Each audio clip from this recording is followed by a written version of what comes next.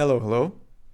I'm back on the stream, and yeah, give me just a minute to get ready. Uh, yeah, I can actually even slowly start.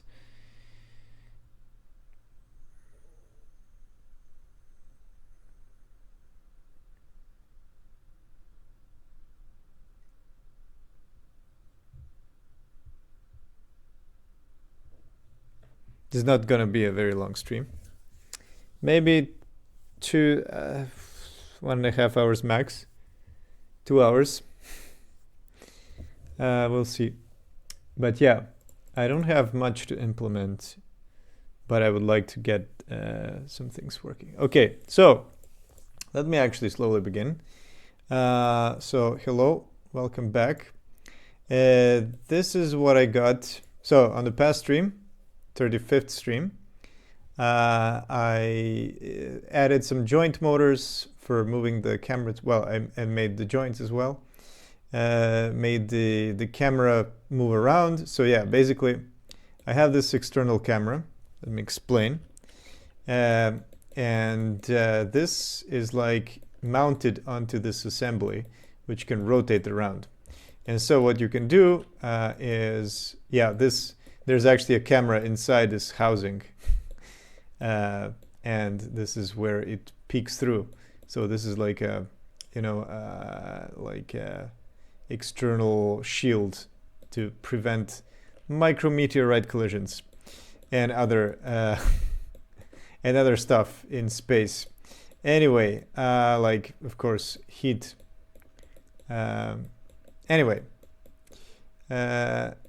yeah. So basically, what I added on my past stream is I made the camera output to this texture here. Well, in Godot, those are viewport textures, and basically you output the viewport. You output a camera to a sub viewport.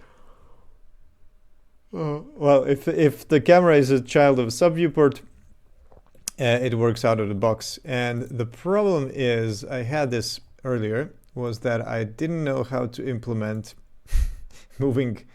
How can I actually parent a camera to this thing, to the external camera?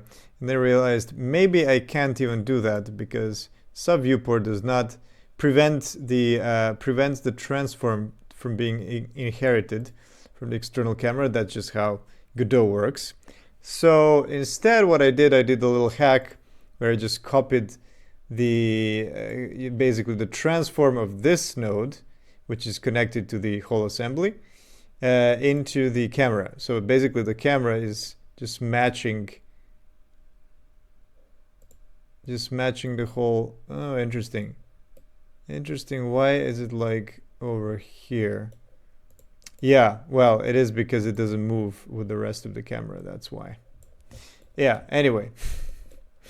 It does work because I simply copy the position of this camera. It would be nice to be able to have just the to be able to move this camera directly without having to be parented to the sub viewport. But yeah, this is how things work in Godot. A lot of things have an implicit child and parent relationship, which is kind of weird. You would assume that you kind of like attach, like in Unity, you attach a render texture to the camera, right? But in here, it needs to be a child of a sub viewport, which is strange, and then it doesn't inherit the transform. Anyway, yeah, rant over. So basically what I did, okay, let me actually show you how it works.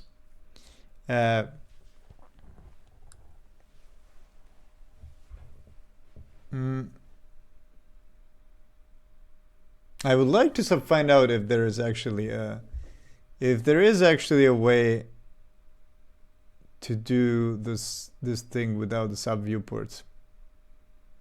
Yeah, I'm not sure. I have to Google that around. But yeah, for now it actually works. This kind of camera attached to the sub viewport actually works. So maybe I'll just leave it. Okay. And the game has finally started. Yeah, so basically what I have here is a little panel with buttons, and I have this camera assembly and I have the output. So this quad simply outputs what the camera is seeing. So the camera is pointing towards me. And oh yeah, I also have the sound, which I completely forgot about. Let's actually make the sound a bit less voluminous, less intense. And yeah, you can click on these buttons and you're moving the camera around. Okay, so there's a few controls that I would like to add. One thing is zooming in and out. This is what I wrote down here. So yeah, right now this can go up to a point, and it doesn't actually get clamped, which is strange to me. It doesn't get clamped to an angle. You can just go up, and then it just kind of fails. Yeah, I don't know what's going on here, but there's something weird, some weird physics going on, and also on the other side as well. I'm not exactly sure why. What happens there? But yeah, anyway. You can rotate, you can yaw, and you can pitch it. That's what you can do. And you have the output as well. Okay, so yeah, what did I do is that I have all the joint motors. And by the way, this is all physically simulated. So it has joints. There's a yaw joint, there's a pitch joint, as you can see here. And yeah, this is actually physically controlled. And I was thinking about adding a little bit of a spring. Can that be done? Angular limits, softness. There's a softness thing. I don't know what the softness does. Oh, that's the limit. Okay, so it doesn't have a spring by itself. That sucks a bit. It would be nice to have a little spring to kind of, yeah. But yeah, anyway, if it doesn't have a spring, it doesn't matter. I might change the type of a joint some other time.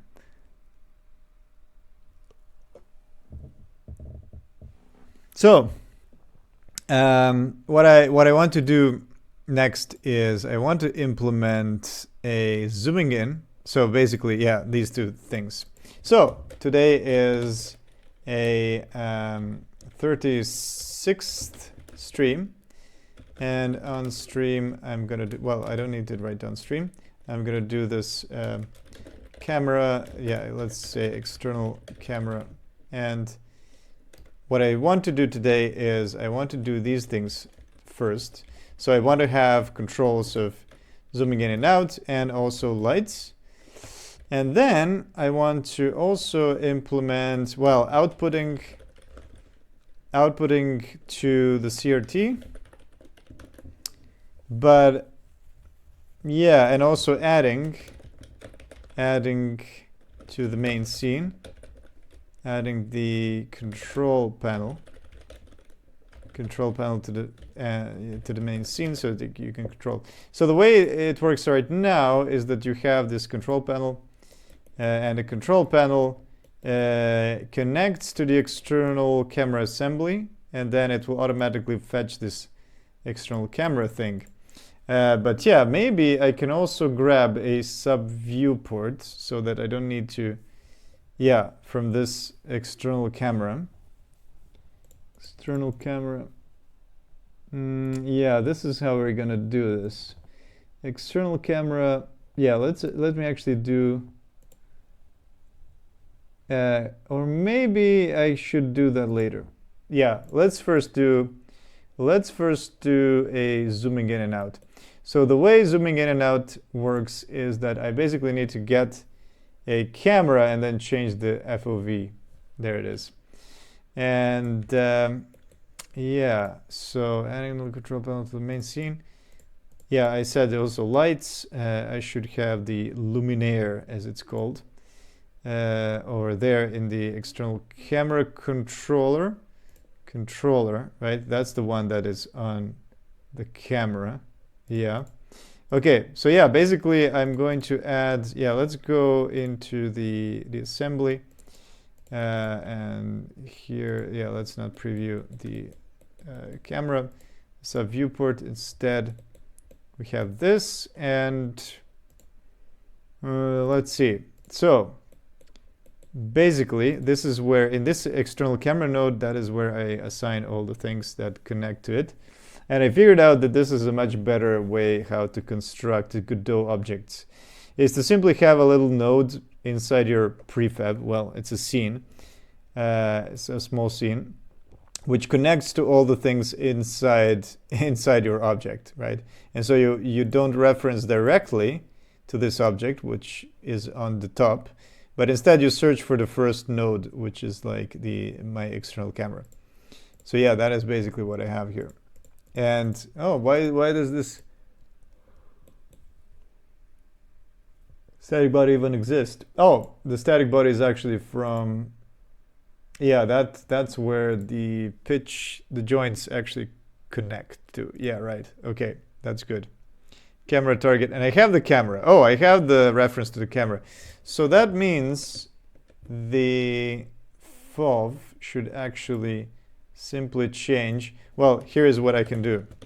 I can just say zoom in. Let's do it like that, and I'm gonna say zoom out. Hello, Sleepy.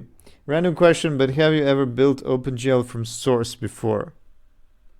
What do you mean by OpenGL from source? I mean, I did use OpenGL in my C++ engine. I am confused because I'm trying to do the same.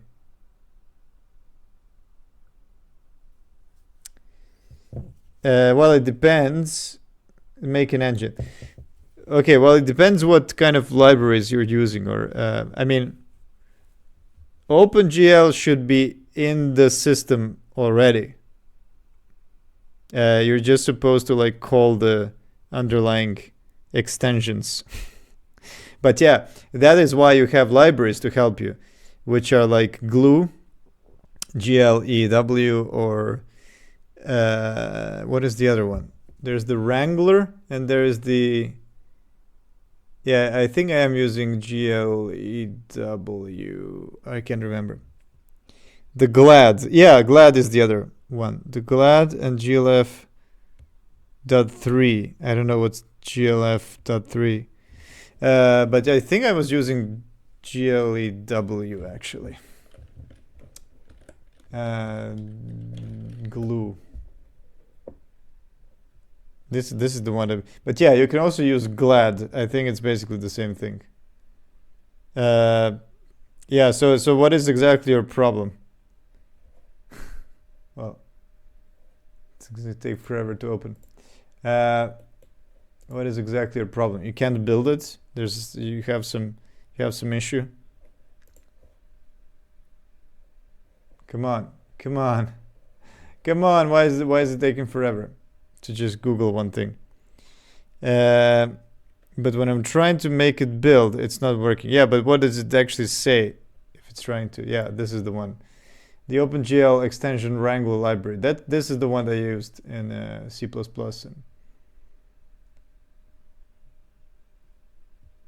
And of course I used the GLFW for windowing. Trying to make it build, it's not working. Oh, by the way, I do have a NASA page open here. Until I'm waiting for Glue city in Argentina. Nice. I wonder how it's actually pronounced in Spanish. Glaive? I don't know. It is weird. Yeah, I actually wanted to show you this PDF here. This PDF is about the external cameras on the station and on the ISS, and you can see here something that looks familiar. Yeah, if you go up, you will actually see the cases that they use. Let's go to the, oh yeah, there it is. Here is the camera assembly. So yeah, this is actually inspired, as you can see, my camera assembly is inspired by this one, right? It has the same yaw and the pitch, and you have a luminaire or the lights, and then you also have the cameras. Yeah, as you can see, the camera is a box, but the camera is actually and DSLR, which is inside a box, which is, yeah, this one. It's a Nikon, but they just put it. Yeah, there it is. It's a Nikon camera that they just put it inside a box. So that is what I modeled here, and I'm like, oh, cool. Thank you for not having to model the camera itself.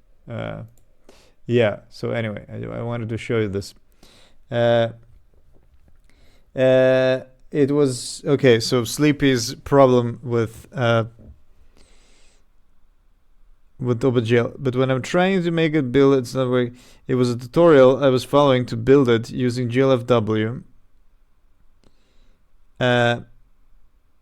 One, but it gave me this error that I couldn't find the Visual Studio version.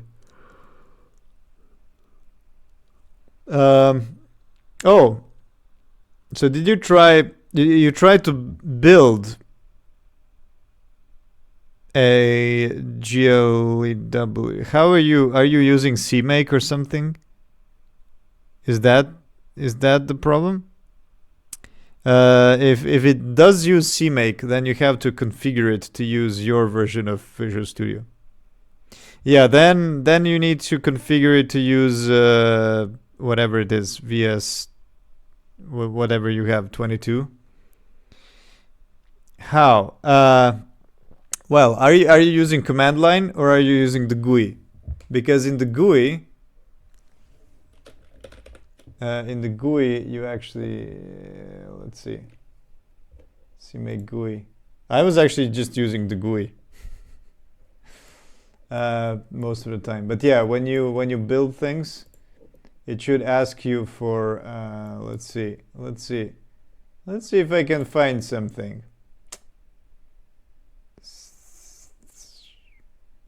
Projects. Let's go to do I have a source of something? I wonder. Wait, C++, CVP, there it is. And collections, tagged unions. I don't know, what is this? Clang anal tests. No, that's analysis or something. Do I have build numbers? I don't see any known libraries. VS Code test. Relib master. Does this one have a CMake? Let's see. Okay. Configure. Does it have it? Build directory doesn't exist. Okay. Now I'm trying to find something. Well, yeah, I could use something. But basically, Tracy, maybe in Tracy. Okay, let's see. Does Tracy have configure? Okay, it still doesn't. Oh, bullet. Oh, I see. I was trying to build bullet last time. That's not the problem. The problem is that, do I have bullet here? No, I actually removed it. Okay, so I'm going to just I don't know. Oh yeah, let's just do a configuration. Yeah, let's make yeah, there it is. So when you say yes over there, right? When you say configure, GUI as well. When you say configure, then it gives you this drop down, and this is where you should Visual Studio 17 2022. This is if you're using 2019, then you should go with this one, and that's basically it. Right? So you need to configure it here. Yeah, and then you say finish, whatever you say finish, and then it's gonna make a build. Well, it's going to configure it. It's gonna give you first the configuration files. Oh my god, did you just miss that? Or something? Yeah, but it gives you basically the dropdown. Anyway, stop. Let's not do this. Error in configuration files. Yeah. Anyway, there. I hope I helped you. Did you just miss that drop down or something? Does the folder location affect results? Well, the folder location is where you're gonna output the build files. It was just showing me that I didn't have it to build. Well, what I can do, yeah, because it now built some bullet thing. Yeah, there it is, bullet 3 master. Well, yeah, that's just the build files. So I'm just gonna delete it. Oh, I have bullets, but it's in a zip. Okay. Yeah, I thought it was supposed to look for 2019. Yeah, the numbers are not the same as the numbers, like it says 17 and it says 2019 and it says 19 or 2020, something like that. But no, the number, the 2-digit number is actually the version of MSVC, I think, and not the Visual Studio. So yeah, it is completely confusing. So MSVC is the compiler, of course. So the compiler version 19 is in 2022, right? Something like that.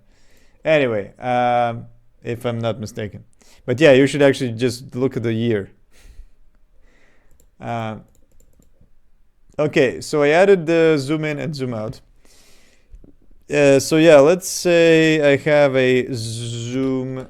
So let's do this float zoom input. Okay, and the zoom input is going to be minus, yeah, it's going to be 1 and minus 1 if it's out.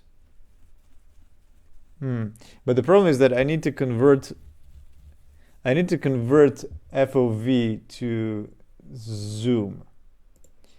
Yeah, so I'm gonna have to do some kind of a exponential thing, probably, right? Okay, so let's me just say if, oh, I didn't even put the yaw. Okay, zoom input. Oh, you know what else I didn't do? I didn't get anything.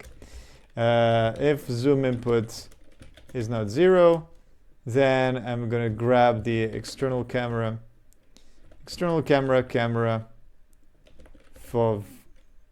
There it is, and I can just set it's the zoom input. But actually, I'm gonna grab the first one. Oh yeah, no, it's not zoom in, but it's plus equals. But I do have to clamp it between some values. So I'm gonna, okay, let's just do a FOV like this. I'm gonna put it into a temporary value. So it's a little easier to write. Then I'm gonna increase, and then I'm gonna math clamp between let's say 15 and 70 maybe. Yeah, and then I'm gonna reassign it to this. All right, so then I'm gonna go to try to build it now. Yeah, no problem. Yeah, I thought it was supposed to look for 2018. Yeah, thanks for the help. Well, no problem. It's good that, well, let's see. You know what build problems, you never know. You might, this might not have been the problem. You never know. But yeah, you should try and see. Anyway, also there's a big difference if you want to do the 32-bit build and 64-bit build. Make sure you don't mess that up. If you're doing it for 64-bit, then you probably don't have a problem with that. But my game, the Shakedown Rally, is actually built in with 32-bit. Okay, zoom input not equals 0. Okay, and then I'm doing setting the. Okay, let's try to do this. So what I'm gonna do is this is such an annoying tab.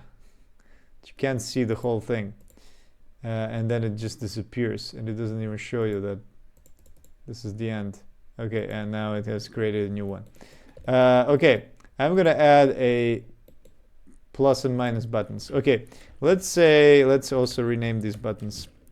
Gonna make it up, gonna make it down, this, right, this is left, this is gonna be right, and I'm gonna copy these two, and I'm gonna turn them into plus minus buttons.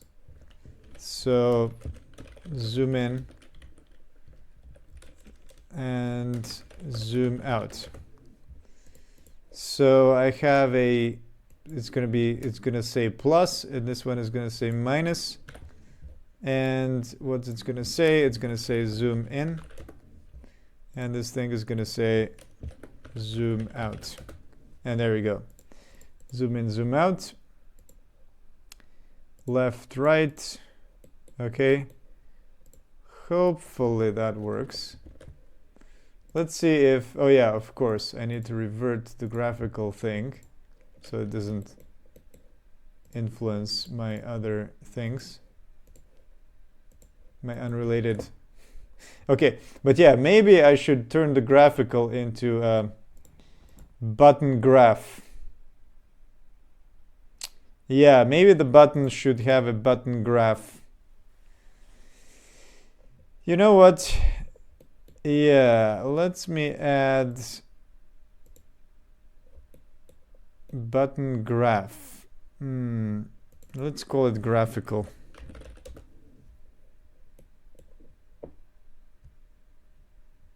Or just graphical.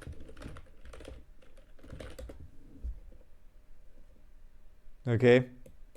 And then I'm going to remove it from this. I'm going to remove it from the button. Oh, wait. It has created a button, a themed button that can contain text and an icon. Well, this is not the same button. This is not the Godot button. This is my button. Okay, interesting. Interesting. It has actually taken the... Okay, so instead of making this button, I'm gonna put a oh yeah, the graphical. I don't want to export the graphical. Instead, I'm gonna make it implicit. I'm just gonna at start, I'm simply going to say get node, right? And I'm gonna make it into a just grab a mesh instance 3D, right? Is it? No, it's actually a node 3D.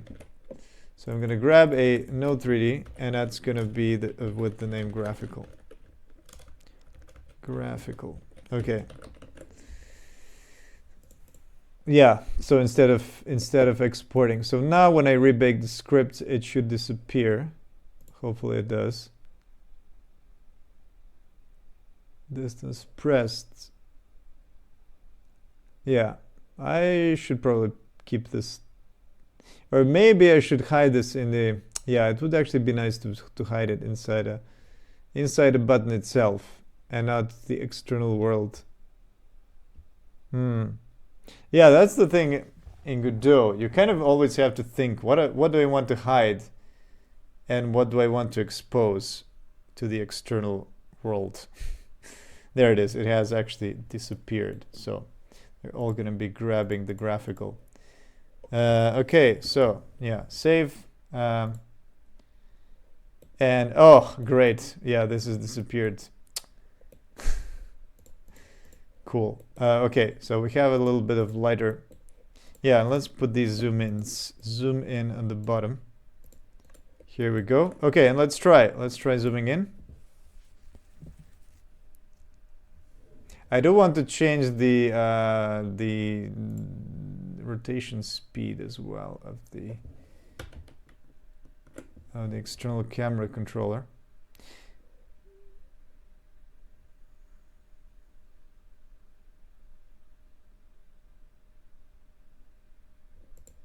Oh, and now it has disappeared. Nice. And I can't even see if it works. Okay, so why does this happen? I think this is bug in, I think this is a bug in Godot. You have to reassign it, and I'm gonna have to reassign it to the subviewport. So every time you go into a different scene and come back, it will fail. It will have to, you have to reconnect it, and it's really annoying.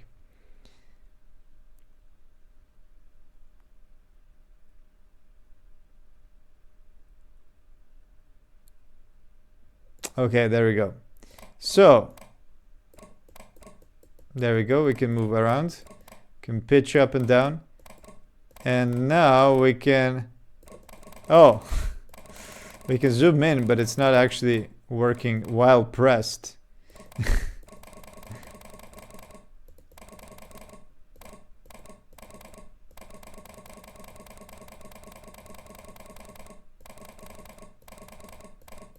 And of course the zoom in should have been plus.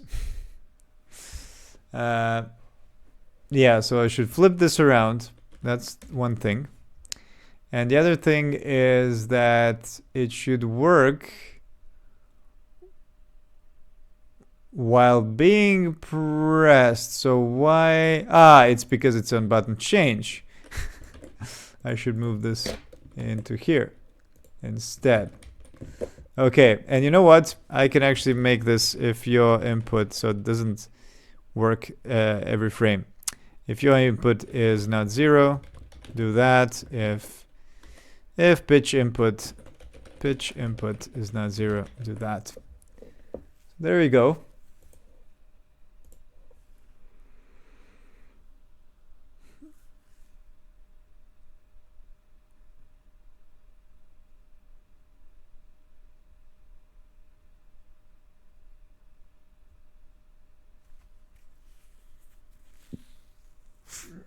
Okay, so let's see.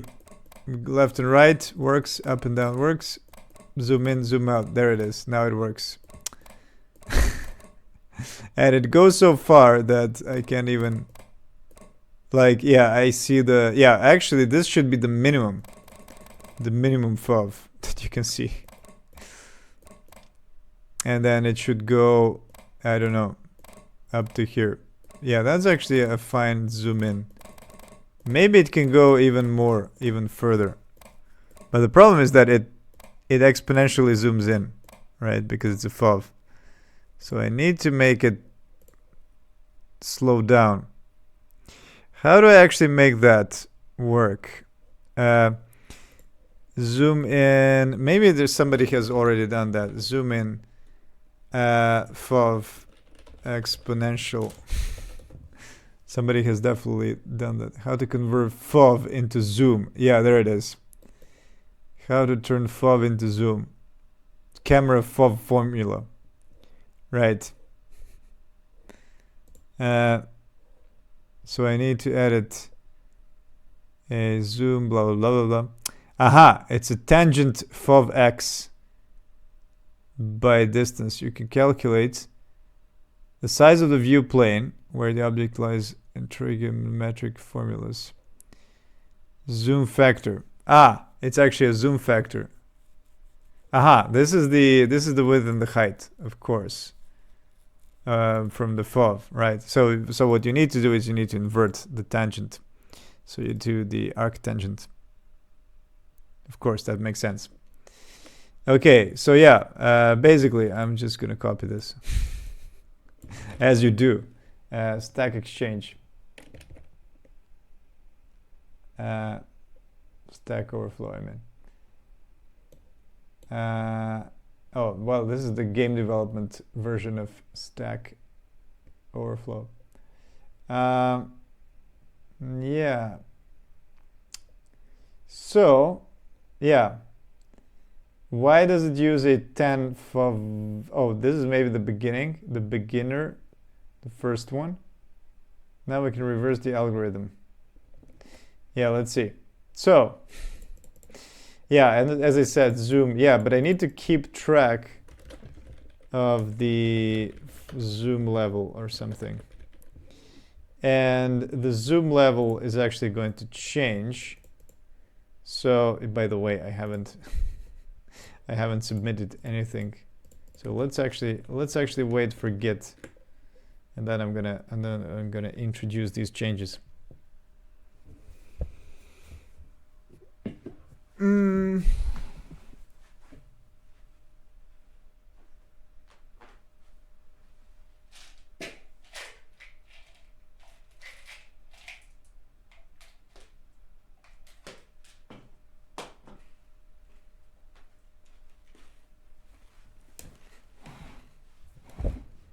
Okay.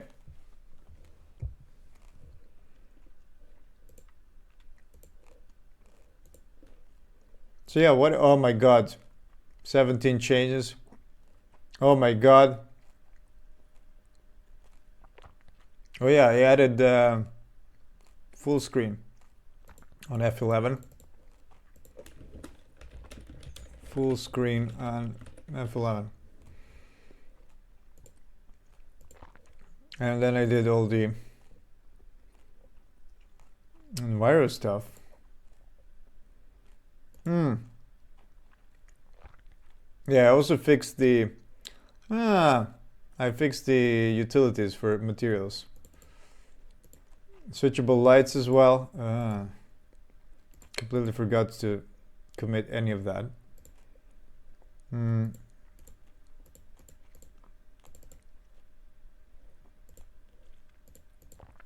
External camera controller. Light fixtures. Yeah, that requires button slot. Oh, slot does nothing. Oh, switch shouldn't get a node. Okay. So switchable light uses material surfaces now, because I couldn't operate on material surfaces. I only could operate on a global node before. Anyway. No, yeah, for the switch, I fixed the error. This was the error, right? Yeah, fixed error with switches not connected to electrical system, basically. Okay, and then everything else is the external camera. So I'm just gonna submit everything. Let's say external camera, external camera. That's it. Okay. So now I'm gonna introduce the zoom level, and then I can copy this one, not this whole text. And what does it say about here? The first calculates the size of the plane with 10 FOV. Yeah, this is the beginning. This is the start. So the initial FOV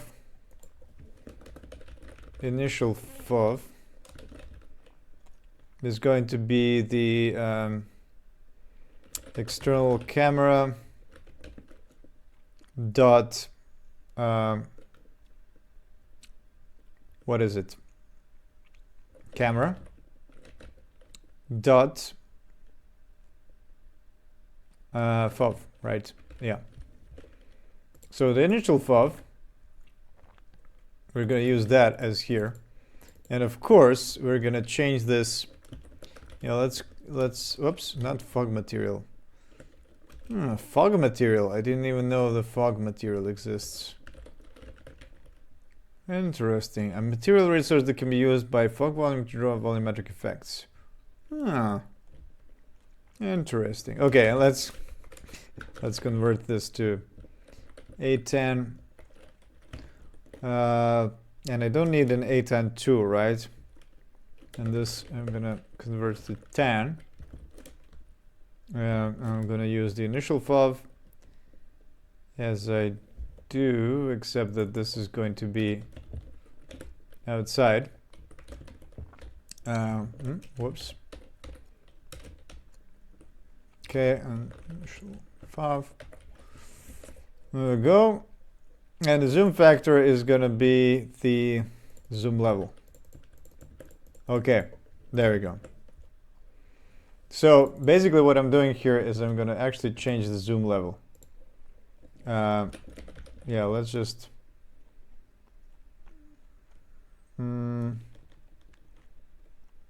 yeah, zoom level. I'm going to plus equal zoom input. And I'm going to actually clamp the zoom level instead. Zoom level is, yeah, and I'm going to directly set this without setting it to a FOV. And this is going to be zoom level, and maybe let's just do between 1 and 5. So there we go. We will be able to zoom in to 5.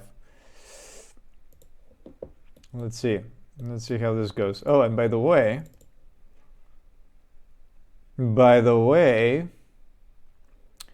it should advance by the delta, because we used it every frame. So like this.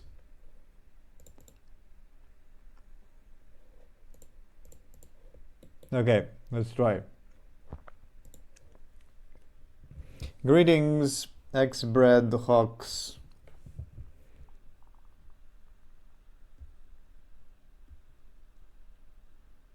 Or is it Bread Hawk with 2 X's bounding X's?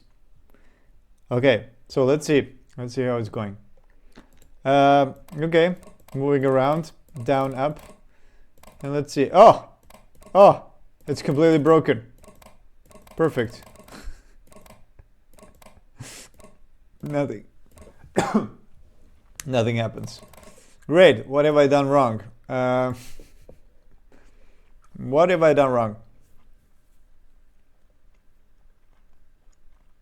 Maybe I can use A10 although I'm not sure exactly what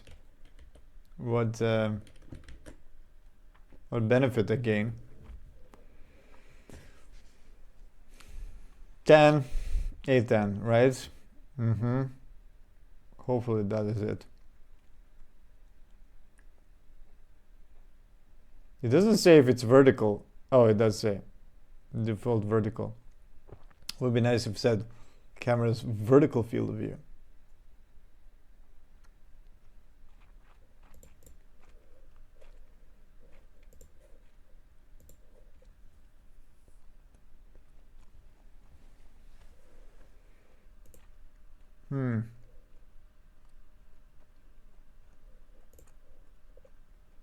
By the way, did I have an error?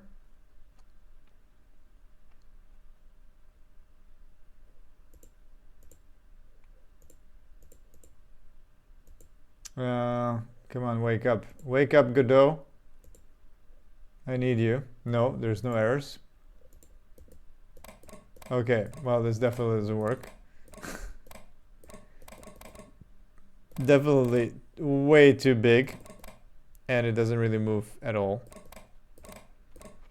Why is that? Wait, I must be doing something weird. Zoom level. Plus equals zoom input by delta.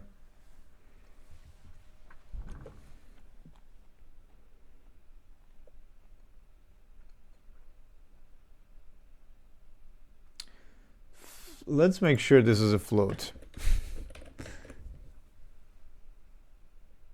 Zoom level is 0 at the beginning. Maybe that's the problem. Maybe this should be 1 at the beginning. But yeah, it is going to be clamped to minimum anyway.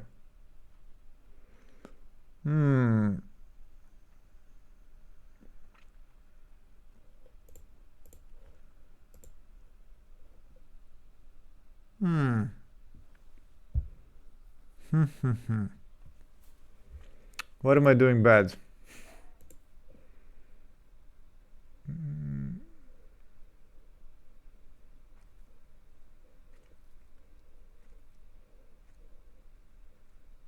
Default minus 10.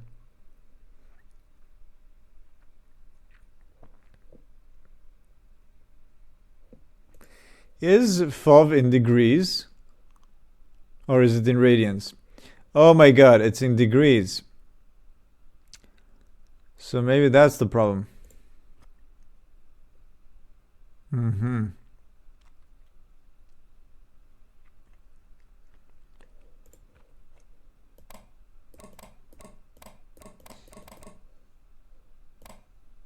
Yeah, it does work. It does slightly move. There it is. It does move slightly, but yeah. This is actually working in radians, not in degrees. Okay, so basically I just need to convert to degrees. Degrees. Does it have degrees? Come on. Come on. What is going on now? Why is it so slow? Degree. Oh, deg to rad. Rad to deg. That's the name. Okay, but I'm guessing that I also need to convert this deg to rad. Deg to rad. And did they actually do anything by converting and then converting back?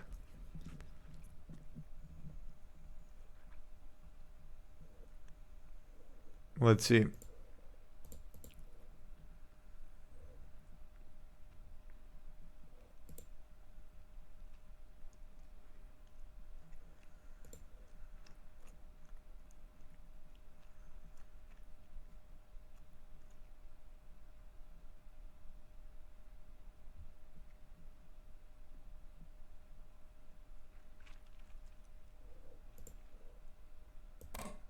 Oh, there it is. It does work now. It didn't zoom into infinity. Okay. So let's look into that. There it is. Okay. So yeah, except that it's the opposite. But it does work. There it is. We have converted the zoom level. It still feels a little bit... It still feels like exponential.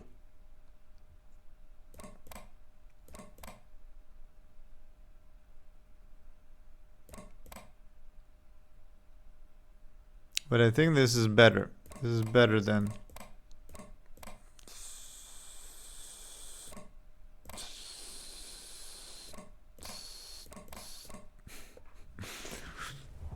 Yeah. I think this is better than using the FOV.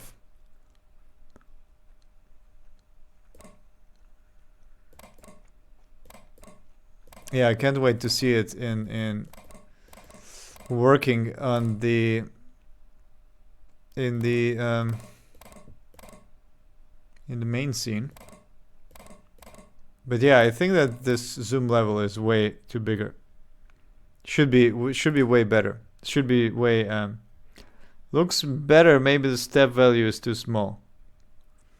Yeah, yeah, I think as well.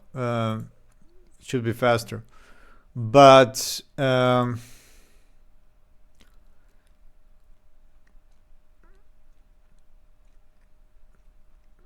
yeah, the question is, yeah, let's make it faster like this. I'm just gonna hard code it. I'm gonna make it twice faster. But yeah, let me also put the zoom level a bit more. So it's a little bit more powerful. Maybe I should do the 8 times.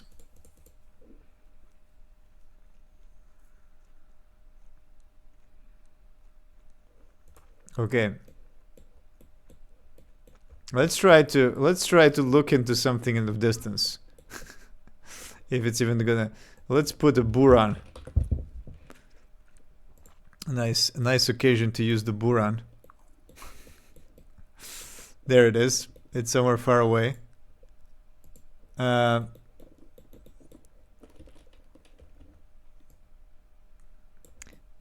made this to like celebrate the anniversary of the launch of Buran. You know, it wasn't actually meant to be in the game, but yeah, we have an opportunity to use it now for testing the camera controller. Let's see if I can actually find it. A smooth step. Maybe have a toggle for each level to make it more mechanical instead of a smooth step. Oh, you think so? I don't know. I like the zoom, the slow zoom, just like this. Okay, so there is my Buran. Yeah, I should actually make the camera slower as well. Move around slower. So, oh yeah, and I need to flip around. There it is. Okay, so this is the maximum. Okay, I can see it. Nice. Hello. Hello there. Yeah, let's flip the zoom input. So zoom in should be plus, this should be minus. Yeah, I'm gonna test this later in real life. How much zoom in should there be? But the thing is that this should be a property of the camera. This should definitely be the property of the camera and not not the controller, I think.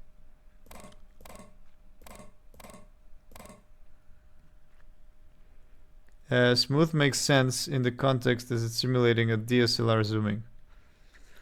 Yeah, that is because, yeah, have you seen this? And there it is. You see that they have a little thingy here. A lens mount. They have a little wheel which actually spins around the zoom thing. So yeah, I think that probably the servo is, it's a float. It's not a level, I think. Anyway, but yeah, I can actually, I'm actually inspired mostly by the old. I wonder if I can find. There was one on STS1, if I remember. STS1 highlights. Do they have? Are there highlights on the STS1? Brief highlights. Could be this. Could be this. Let's look at it. I remember they had this external camera which were they like moving left and right in a similar way. That is why I also want to simulate it like as this physical object that has this bounce. Because in real life also their camera moved kind of like this. Let's try to. Let me just turn off the sound. There's the external tank. I have a feeling like they had this problem with the tiles.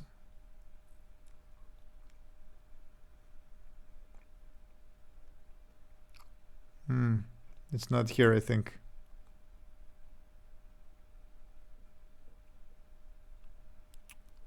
Which they were looking at. No, that's not here.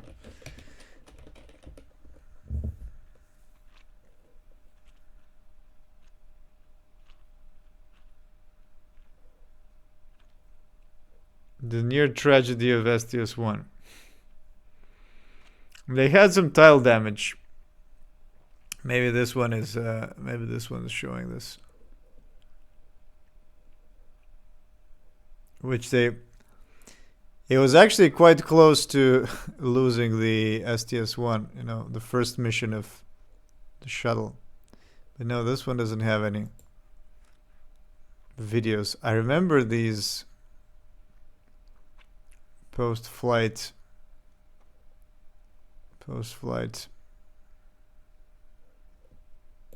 Yeah, I don't know. I might find it some other time.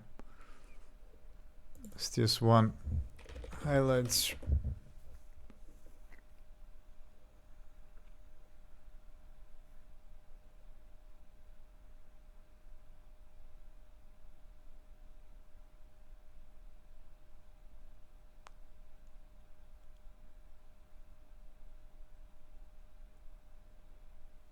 when they're showing.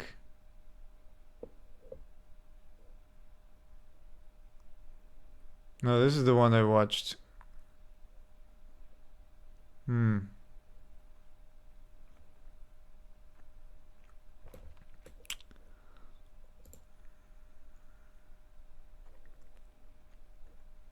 I don't know. I might not find it.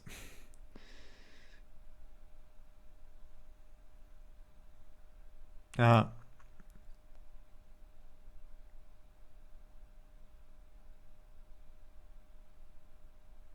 Ah, there it is. I'm pretty sure this is the video. Oh wait, did they? Ah, yeah, there it is. You see? Zooming in. And then, there it is. They're actually panning. And you can see how they're like, when they're panning, you have this wobble of the camera. This actually inspired me. Well, not maybe this particular, but on the space shuttle, they actually had this. They had a sort of a external camera system which they could tilt around, but it would have this because it's on some kind of a gimbal.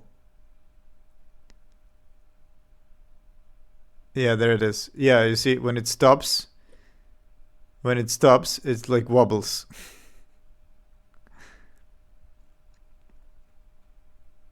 And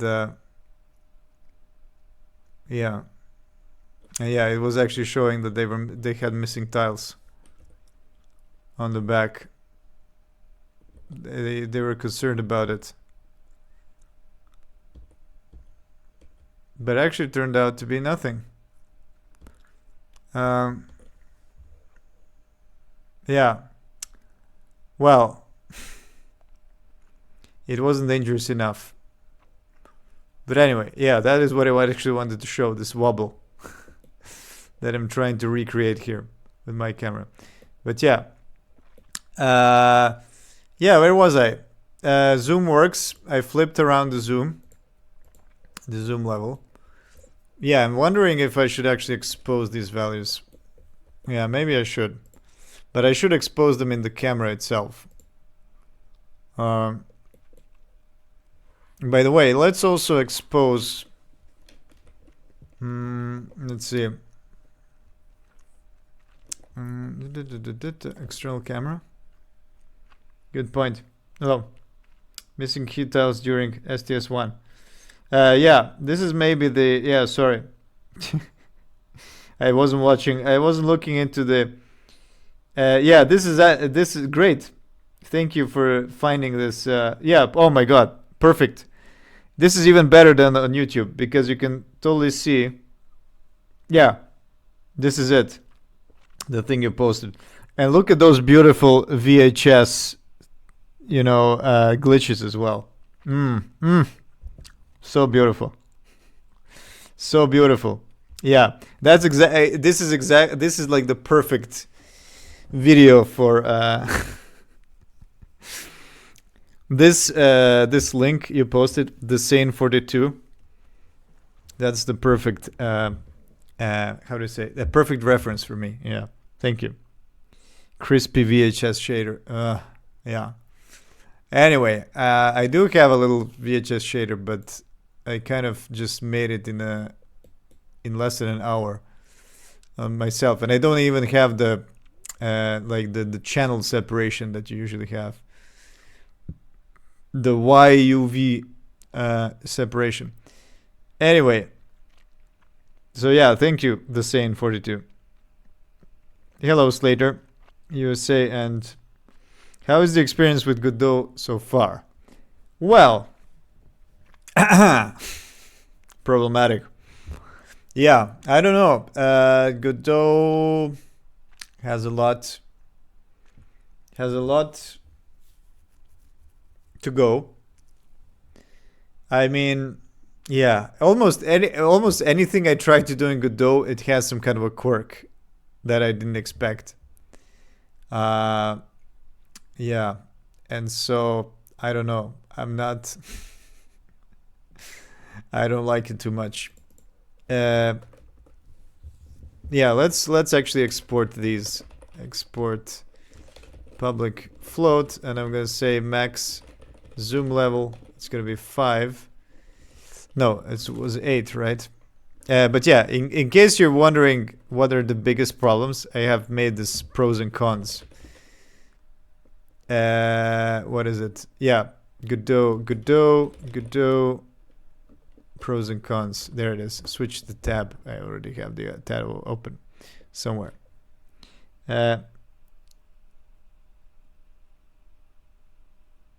Sad, yeah.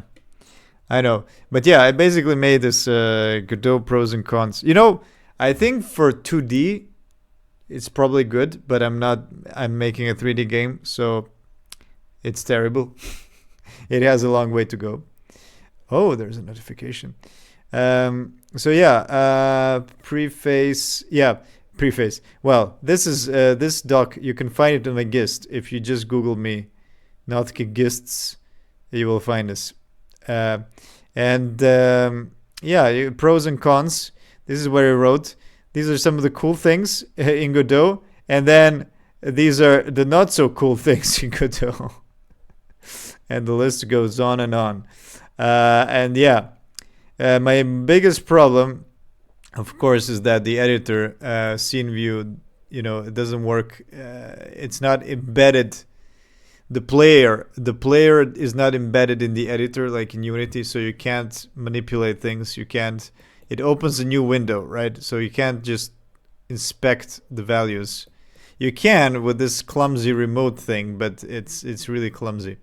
It's not the same as like just grabbing a thing, moving it around, and like in Unity at runtime at play mode. And then of course the 3D import workflow is just yeah, whenever you need to import something, I'm definitely gonna forget to do something. It's too much manual work. Yeah. Anyway. Yeah, and then there's a bunch of things that you can read here. What are some of the problems? Especially, yeah, C# being such a C# is such a like a second. What did they call it? Second class citizen. Yeah. Because everything is kind of designed to do GDScript, and C# is not great. And also, yeah, editor is just starting up a play mode so slow. You have noticed it yourself. That I just have to wait forever. Yeah, not great, but I don't know. I just decided to make this game in Godot, and I'm gonna try to get it to the end. You know, yeah. So I'm just kind of stuck with it now, for now. Maximum zoom level. Yeah, that's exposed. What else am I gonna expose? Let's do, yeah, speed. I'm gonna split it in like pitch, speed, mult, because it's a multiplier. It's gonna be 1, and there's gonna be a yaw speed mult. And what else do I have? I have the zoom in speed, right? That's the one that is 2 right now. Zoom speed mult. Okay, so there we go. Now what I can do is in the controller I can actually grab these floats, and I'm just gonna grab them like yaw input, as I said, set motor velocity. Yeah, this is gonna be by external camera dot, whoops, external camera dot yaw speed mult, and I'm gonna use the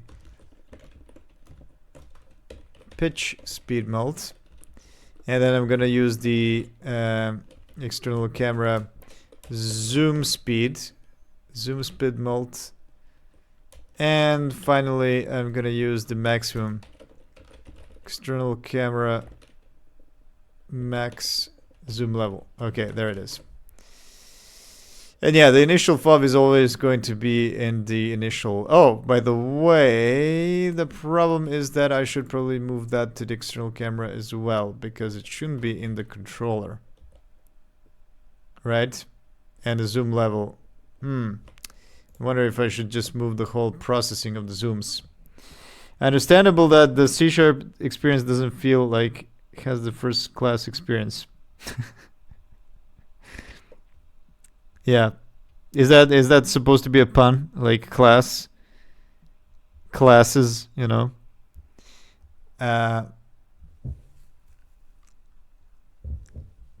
Anyway.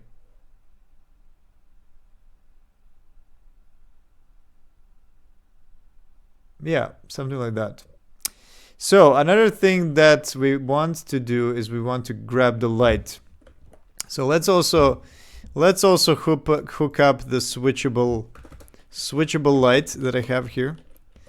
I'm gonna have the switchable light. I'm gonna just call it light. And yeah, I can actually turn it on and off on a button. And I'm gonna do a case light. What do I do? Light. Yeah, let's just call it light, and it's gonna be external camera dot light dot set. There should be set light. No, wait, there's a toggle. Toggle, but there should be a set light as well. Update graphics. Oh, okay, update graphics is on. Okay, I can actually modify is on. Is on. Okay. So that's going to be is on is state.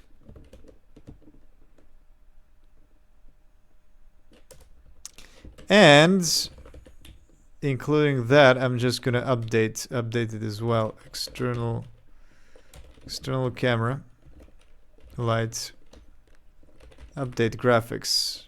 Yeah, there we go. Okay.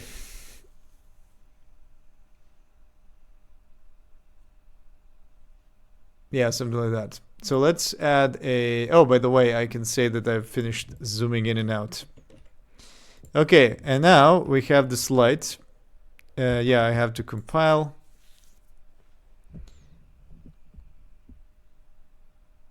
Compile the script. Oh, and now if I open... So let's see. If I open this external camera and I come back, is it gonna lose the reference? Yeah, I definitely need to fix these viewports. I need to grab viewports somehow.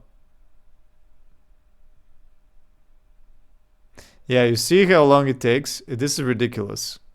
I have no idea why. Why is it so slow? Yeah, so if I come back...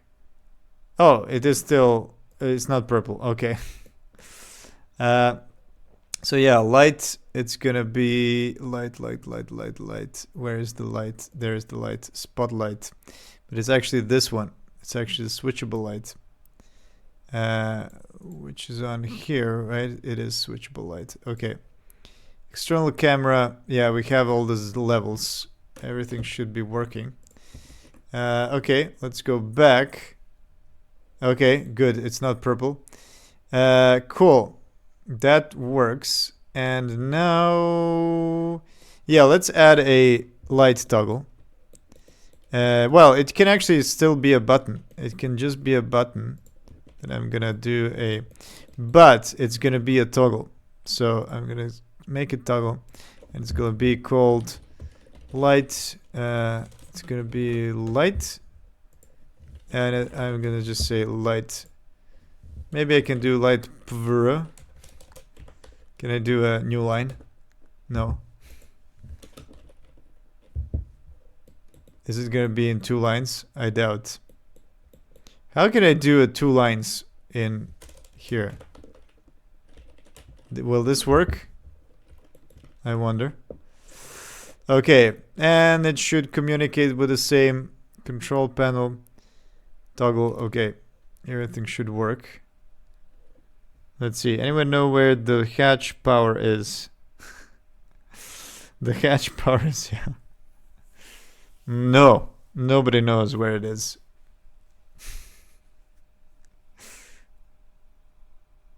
Yeah, this is the reason why I wrote hatch power is just to test the length of the, like, how much text can it fit inside a button. Oh, and look at that. It's actually leaking through. There it is. It works. And you can toggle it on and off. Cool. Okay. Let's see if it works with... Okay, well, I can't see if it lights anything. I can see a little bit of thing over there. But yeah, there it is. Cool. So it does work. Then zooming in works now. Perfect. Can I actually see the Buran?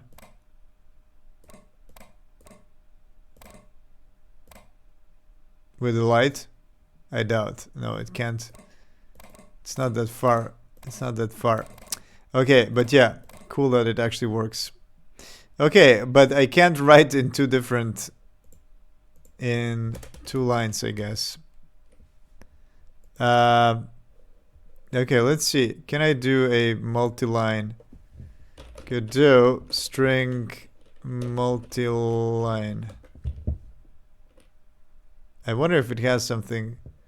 Big space to write a multi-line setting.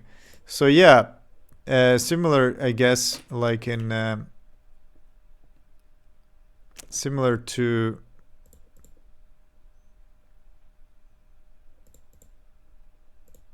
Unity.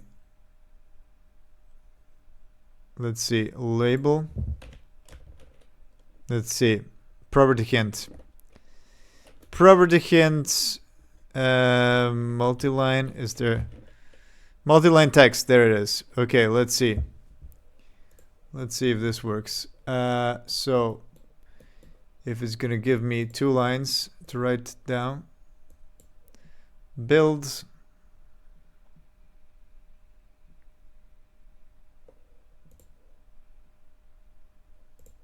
And I guess I can call that done as well.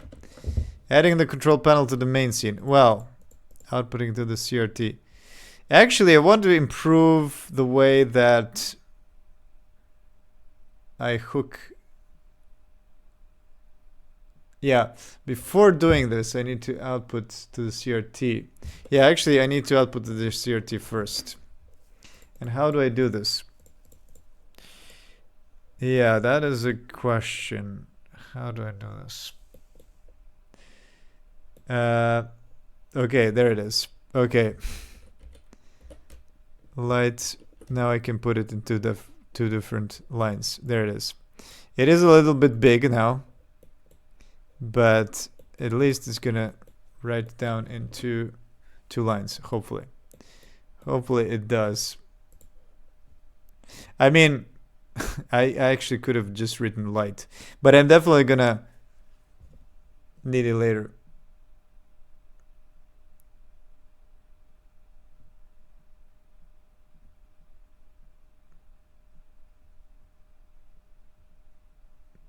Yeah, I'm thinking, how can I make it work?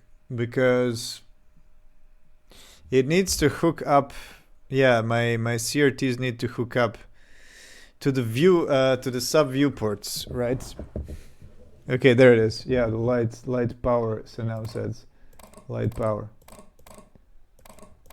Okay, well, good. That works.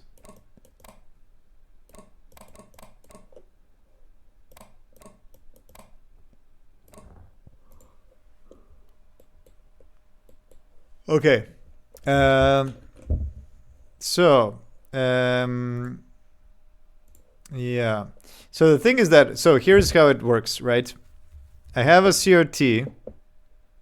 Let's bring in the CRT. CRT. Oh, yeah, let me actually first commit everything. Everything. Okay. Buttons no longer contain their own. Okay, well, that's not multi-line. External camera, zoom, and light controls. There we go. And one more thing that I wanted to add, as I said, is, yeah, so let's grab in this CRT. CRT, okay, there's my CRT. And this CRT screen has a screen, obviously. Obviously, I can actually put it somewhere here. It's still gonna be visible now. Yeah, this camera frustum, by the way, is completely bullshit. Because the vertical FOV is definitely higher than what it shows. So yeah, it's bullshit. Anyway, so the CRT, how does it work? It has a, well, it doesn't have anything, but it's on the CRT. Where is my CRT thing? Front label. Am I just referencing everything? This is the power button.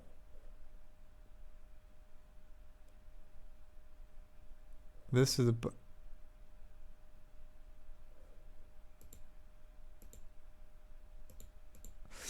Okay, I hope that my strings haven't been erased now. Please tell me that my strings haven't been erased. Okay, I have to go into the main scene. I have to go into the main scene and look at some of the buttons I have. Hatch power buttons. Where are some oh yeah, here are some of the buttons. Let's see. Does the keypad... Okay, it has preserved. I was afraid that it might have overwritten by changing the hint. Okay, no. So, this is good. But here's the thing. This CRT has a CRT screen that references... Oh! CRT screen, there it is. This is the script. I have to remember, how am I actually doing this? What is the CRT screen doing? CRT screen. Okay, I'm setting the material. Aha, it's for the brightness, for set viewport. Okay, so you can grab this CRT screen and it sets the viewports.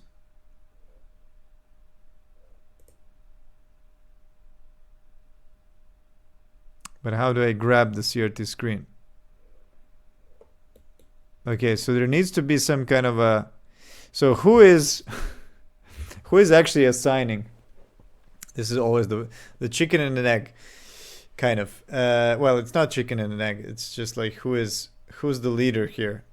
Should the CRT grab viewport texture from the camera, or should the camera assign the viewport texture to the screen?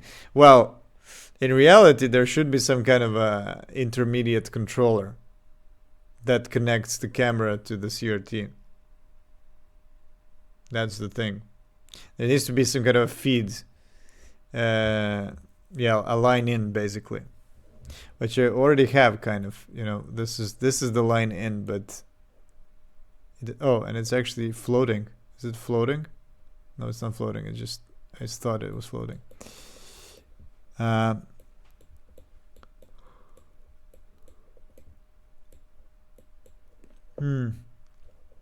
CRT. Okay, so let's think about it. How am I gonna do this? How am I gonna do this? Yeah, I am definitely gonna have some kind of an external thing that says assign a viewport. Wait, I have a feeling like I already have this. Init CRT. Oh shit, what does init CRT do? I have completely forgotten about this. Init CRT, and I'm grabbing a parent. Brightness, okay. And I'm not even setting the viewport or anything. Oh, video receiver. There it is. Ah, you put that on the CRT.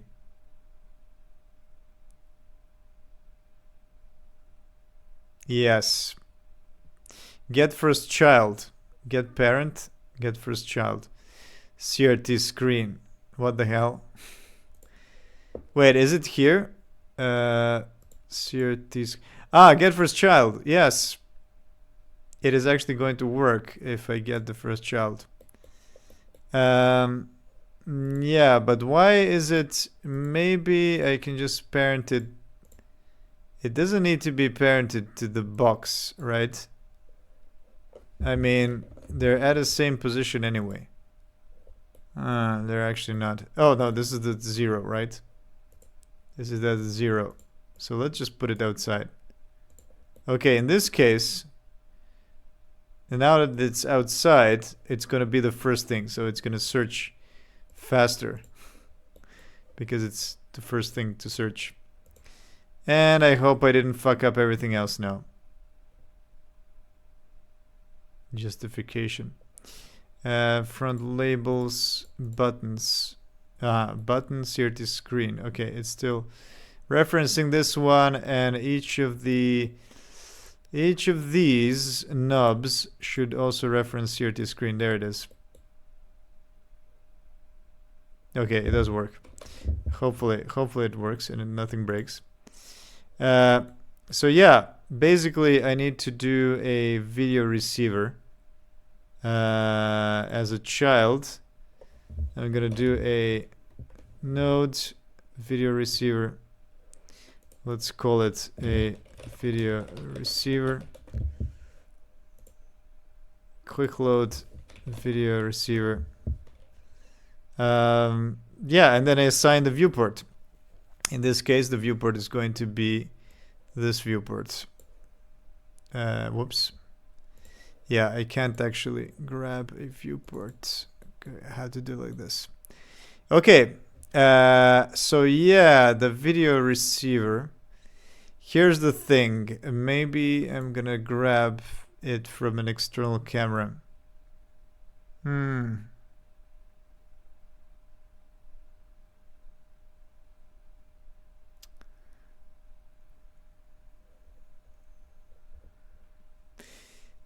Yeah, it would be great to actually... Oh, wait, it's not even assigned. I don't even have it yet. Okay, yeah, let's use this external camera. And let's grab a receiver.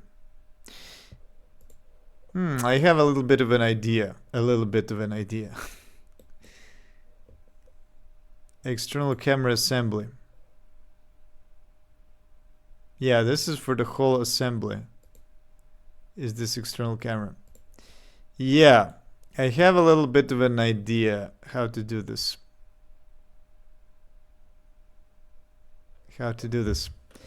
Okay, let me actually try if this works, if it's gonna display it on the CRT at all.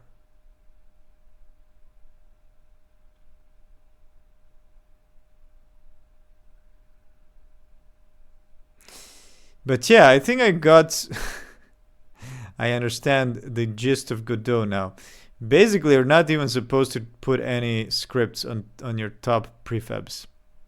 That's kind of discouraged in Godot. It is really strange, but oh, there it is. It actually works. But why is it offset? Why is my mesh in this weird offset? Anyway, there it is. It actually outputs to the screen. I can even change the brightness. There it is. Oh, and it even has, by the way, this one even has some VHS shader. A basic VHS shader. I mean a CRT shader. But why is there this black line? That's what I'm wondering.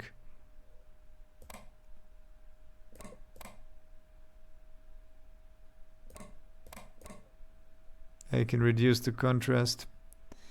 What is this? Oh, this is the saturation actually. Uh,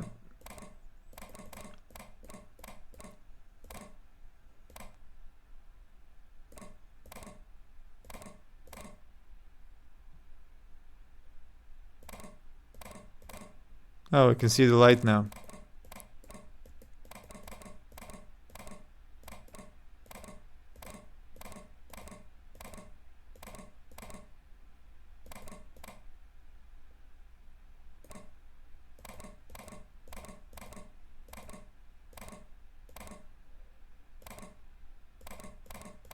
And all the buttons have the same the same sound, unfortunately. But yeah, so far that. What happened to the texts? Fucking shit. Okay, I hope the texts are still there. They're just, oh, it's because of this. I guess it's okay. Let's put the CRT closer to the camera so that I can see it better. You know, I could actually just remove the squad now that I don't use it. Let's say quad output. Let's remove it. I'm gonna put the CRT in front. Oh my god, this is the problem. It moved. Something moved. Oh no! Wait a minute. This is not a problem. This is built in. This is how it's supposed to look like. Okay. Then it's just weird because it's not facing the. Okay, that's my bad. I thought it was something wrong, but actually, just the bezel, let's call it, of the CRT. Okay, something like this. Okay, let me actually move this control panel slightly here. Okay. I have a feeling like I can put the CRT on closer.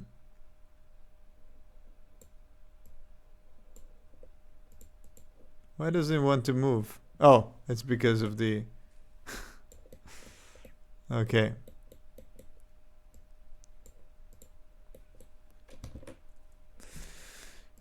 Yeah. So yeah, it actually just works. But the problem is that I can't if the... Here's the thing. I will need to have some kind of an interface to my camera. Because if I don't have it, if I don't have an interface,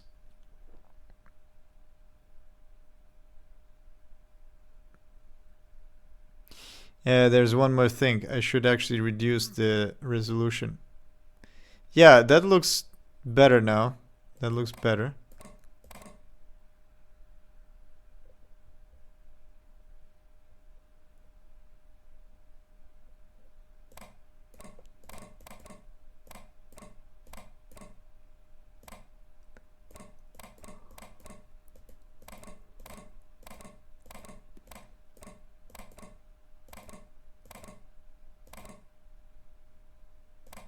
Let's find the Buran. It's not there, it's somewhere up here. Ah, there it is.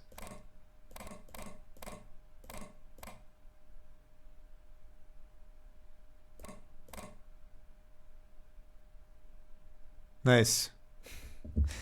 You can even see that the pixels are being smudged.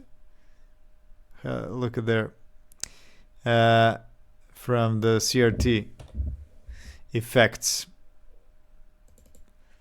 Well, they're very subtle, but yeah, you can see it. It's dancing a bit. If I increase the contrast, you can see it even more.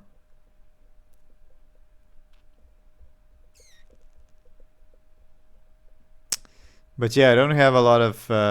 Yeah, this is cool. This is cool. But yeah, the camera movement is way too fast, I think.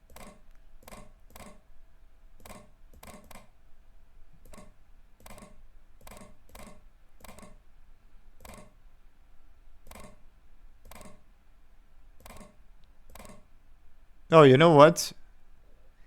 I think I can actually increase the weight of this thing to make the wobble bigger. Pitch RB.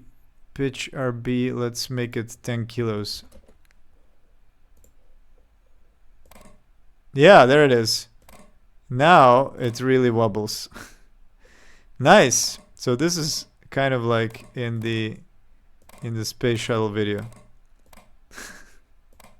Because the difference in actually it looks nice.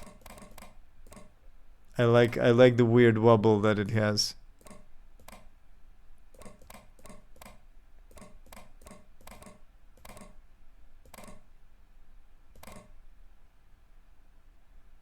My god. This is now so similar to the shuttle video that it's scary.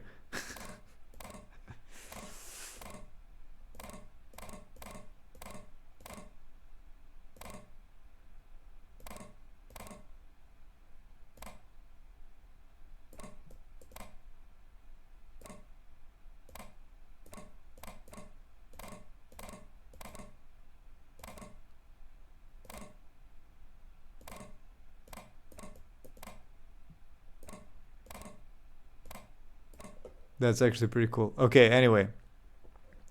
Yeah, well, since I changed it here, I need to change it here as well. Okay, so that's gonna be that. And yeah, pitch RB. What else did I want to try? Let's actually slow it down a bit. What was it? It was the external camera. Yeah, let's make it half slower. Half slower. Well, now it's also going to probably bounce less. Let's try this.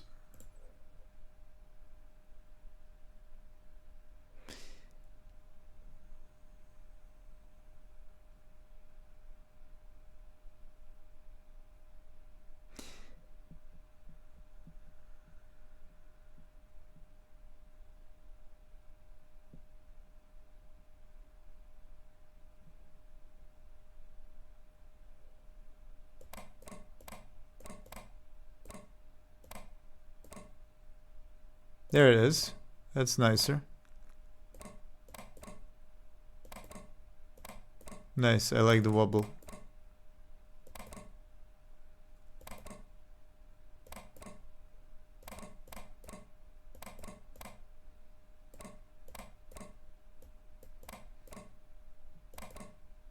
And by the way, this controller, I didn't just invent it. I didn't just invent this controller.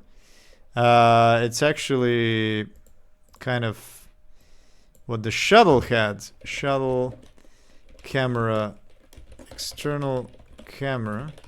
Let's look for the... Oh, well, now it's only showing the boosters and everything. External camera, no. There is actually a way... Yeah, there is the camera inside Apollo TV camera.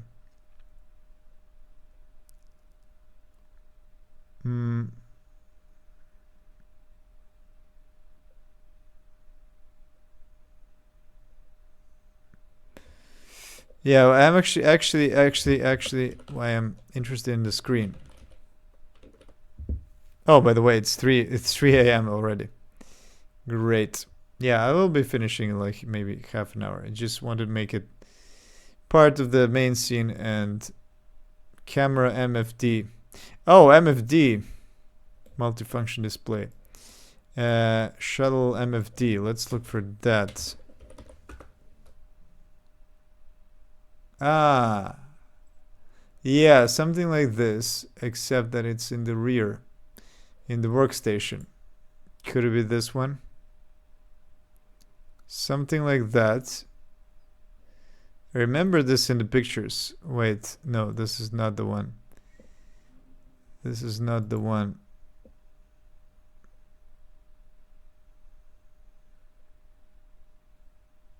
There is one that also has camera controls.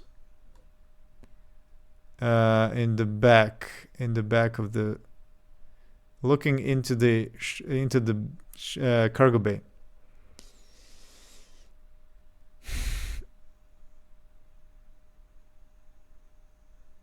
Cargo bay. Let's see cargo bay. Cargo bay.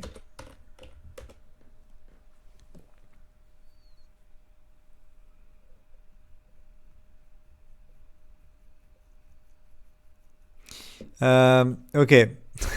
You know what? Space Shuttle cockpit 360. I remember there was this 360 thing where you could see the whole cockpit inside the shuttle. Special discovery. Entering the shuttle, visit the special. Okay, let's see. Crew quarters. Something like this. Minus 13 seconds. I can't disable the sound. What? Why does it not? Jesus, my computer is dying. What is going on? And liftoff of the Space Shuttle Discovery with the Hubble Space Telescope. The video is playing somewhere in the background, and it's playing the sound, but the graphics are not up to the task. Obviously.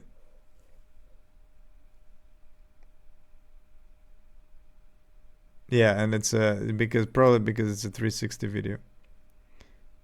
Okay, did the sound stop? Yeah, it did. Okay.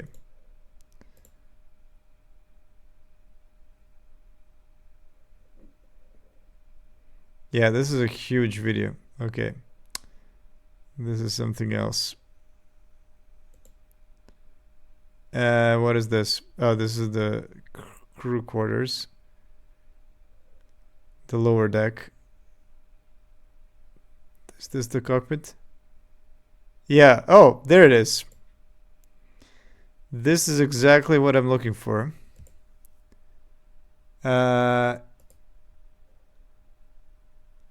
Let's go with 4K. My computer is gonna totally die.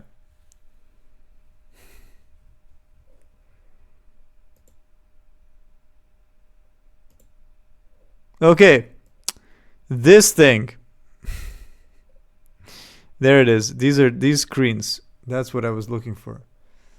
But they also have like camera controls next to them. I think maybe it's these ones. And you have, wait, let me look around.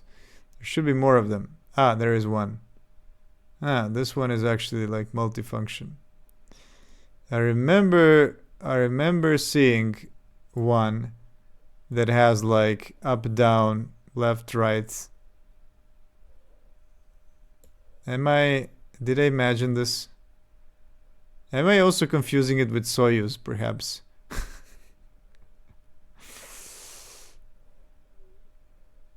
Maybe I'm confusing it with Soyuz. That's actually great because I'm not doing any real life things. Can I? Oh, I can't even zoom in here. Okay, well, fuck this. Yeah. Anyway, it's gonna take forever to look for the references. So in the meantime, I'm gonna just, yeah. Well, first here it is. I need to be able to grab this viewport somehow. Video receiver. Here's the thing. This thing expects the viewport. And I can't provide it a direct viewport. But I might provide it with some kind of a viewport link. Let's call it the export. Yeah, let's do a node, and I'm gonna say viewport link. I don't know, but it's gonna be any node. Viewport.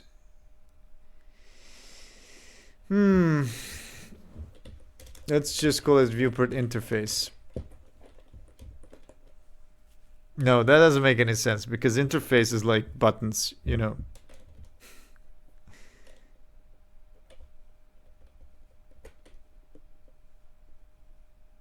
I don't know. What should I call it? Viewport feed? Let's call it viewport root. And then what I'm gonna do is like if a viewport doesn't exist, if viewport is no, then I'm gonna check if viewport root has if viewport root is not null. Then what I'm gonna do is I'm gonna try to get a viewport. So let's actually make a little interface. What did I actually change last? CRT controller, video receiver. Yeah, let's actually submit this. CRT connecting to the external camera. Okay. So, video receiver, I can say viewport node. Yeah, but here's the thing. I have this external camera controller, right? No, I actually have the external camera. And I'm going to make that into some kind of an interface that can do like iViewport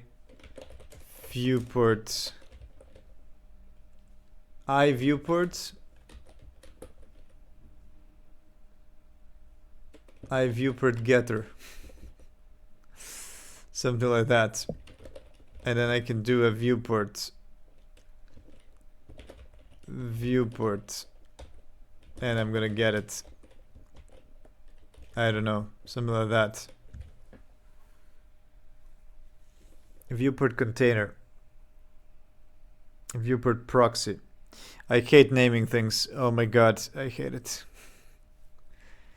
iViewport container. I don't know, something like that. External camera. I could actually even call it like a game camera or something like that. Or a feed. You know, maybe I can do like a video feed. Video feed. So it basically like gets a viewport. So the external camera is gonna be the video feed. And then I can implement that by just giving it an interface viewport. And the viewport, well, I can actually export the viewport as well. I can just say viewport. That's gonna be the viewport, but let's put it above here. Oh, but that's actually the camera parent. Anyway, yeah, let's just keep it here. And yeah, I'm just gonna simply get this viewport for that. So yeah, video feed. Maybe that's the best. Video feed. So yeah, here viewport. Yeah, let's call this video feed root or something like that. So what I'm gonna do now is I'm gonna try to get an video feed root dot first child get first child, and I'm gonna grab a I. Oh, that's not gonna work because it needs to be a node. Video feed. You know what?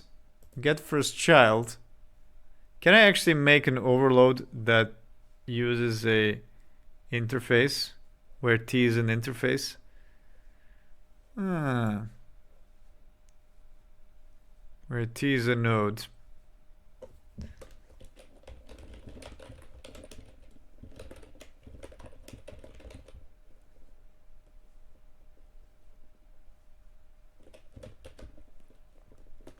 Yeah. Maybe I can copy the whole thing. And let's try get child. Get first child.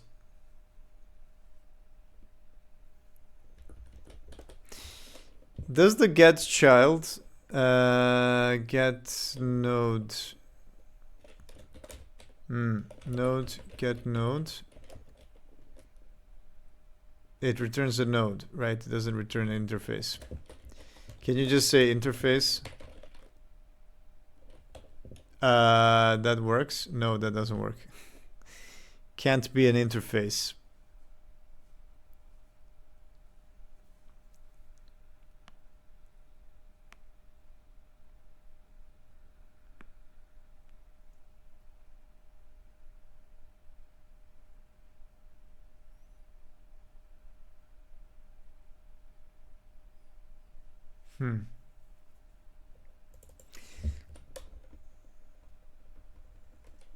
Get first interface. Yeah, but if this is any type, get first child, yeah, it is going to clash with the other one. Type utils already defines get first child any type. Any type. And what type do you need? Well, I want to get the iVideo feed, right? The one that I just made. That's the problem. But the thing is, this is not gonna work because I don't have a. It needs to be a node. It needs to inherit from a node because it returned the node. But yeah, it doesn't actually need to have this constraint. Now that I'm thinking about it, right? Because the nodes. Oh, it does. No, it doesn't. Wait, get child count. If teach. Okay, what if I just return? What if I just remove this constraint? Does it change anything? Return null. Ah, there it is. It's actually nullable. It needs to be nullable. Okay, how do I actually create a constraint which is nullable? Where T is null? No. New? No, wait. How do you constrain to nullable? C#. How do you call this? Generic return null. Class. Oh, class. Yeah. Oh yeah, there it is. Well, wait. Does class also include interfaces though? That's the point. That's the question now. Okay, let's remove this. Let's see. Oh, it does. It works. Cool. So yeah, let me actually just review this for a moment. So what I'm doing here is I'm just simply checking get child if child is T child. So this will also detect interfaces. Yeah. Okay, good. So there we go. Oh. There we go. Get first child. If it's null. Yeah, it's actually going to be viewport is this. Oh, dot viewport. There we go.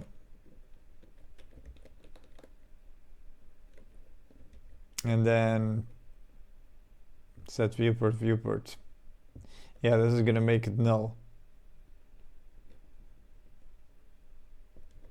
And I can actually combine these. If viewport is null and viewport feed is not null. Okay, there we go. Hopefully this works. Changing the utility is not very... What the hell? List. Assert. But found null. Expected object of type list.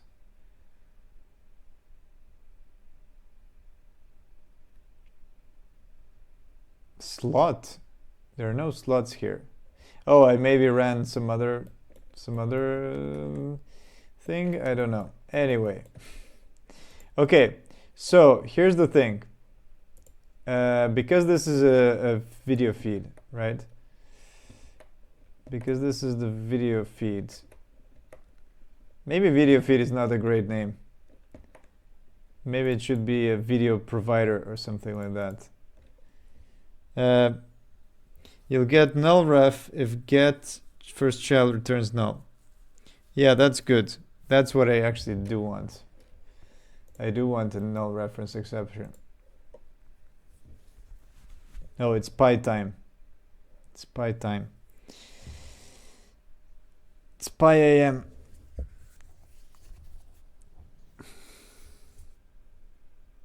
Yeah. After I just add this into the main, I'm gonna go to sleep.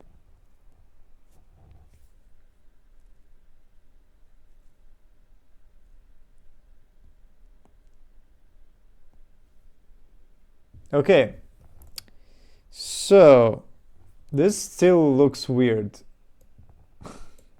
But no, it's actually because this side is in the dark.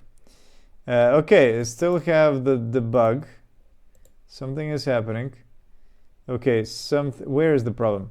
Problem is in the slot 19. Oh, this thing is the slot. Aha. So maybe there's something wrong with this slot. I have to check. And what is null? It's assert. No, it's at slot 19. Slot 19. Electrics. No, where it's here. Slot 19. The slot manager. The slot manager doesn't exist. Okay, that's the problem. Anyway, this works. Okay. Yeah, so what did I gain by this? What I gained is that I don't need to unpack the whole thing anymore, right? Because the thing is that I had to view this whole external assembly. I had to open it as children to be able to grab the sub viewport. But now I don't need to anymore. I can just hide this. I can just say, yeah, let's hide the whole thing. And hopefully this works. And then what I can do is I can simply, instead of applying a sub viewport, I'm going to pass it the whole thing. I'm going to put the assembly into here. So it's going to look for my video receiver, my viewport provider. Maybe I should have called it a viewport provider.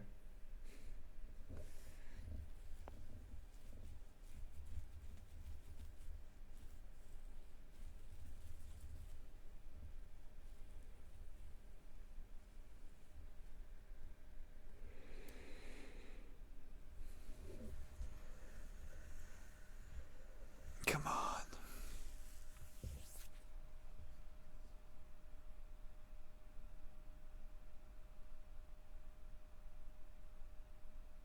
This is now way slower than building my engine. like 2 times slower. Okay, so it doesn't work. Great. So what has happened? What has happened? Come on. Come on, Godot, wake up. What does it say? It says expected type assert. Where is this? Slot. Okay, I don't care about the slot. CRT screen. Set viewport. Set viewport.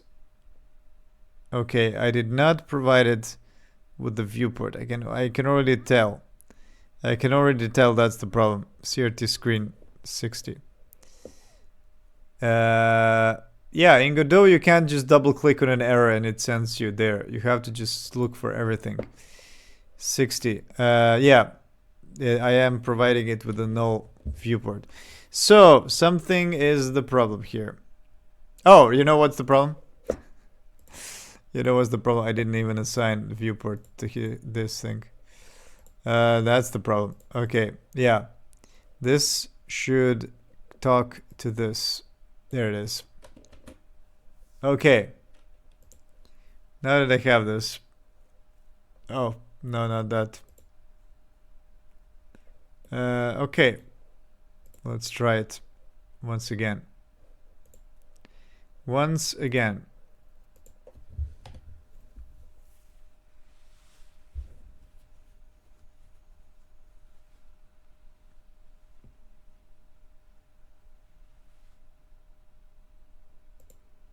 All right, there it is. It works. Cool. Okay, so I can connect CRTs to the external cameras now. But still, I can't connect multiple cameras to different CRTs, and I don't have control over which one goes in. That's what I'm going to do in the next stream. So basically, I need to be able to connect different cameras to different CRTs. But now, okay, so this works. This works. Camera, what did I do? Getting feed from camera. From root nodes of external camera. Okay. So, here's the thing. Here is the thing.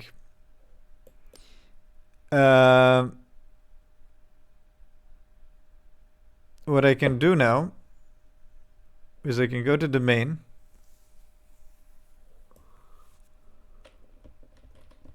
Hello there. And let's connect here. In this one, I actually have a camera. Oh, right. One more thing. One more thing I need to do is I need to disable cameras on the ones that are unused. Yeah, that's one of the issues as well. Because right now, all the external cameras will have the camera on, and they're gonna write into the viewports, right? And it's actually gonna be used. So that's very, very, very bad for optimization. I have the sub viewport which is written into. By the way, this should be 256, I think. Yeah, I think so. Should be smaller. Because that's what CRT is like. Okay. CRT is 256. Each of those. Okay. So they're constantly recording, even if nothing is happening. So yeah, I have these 3 external cameras, which is too much, which is way too much. Oh, this is, why is this?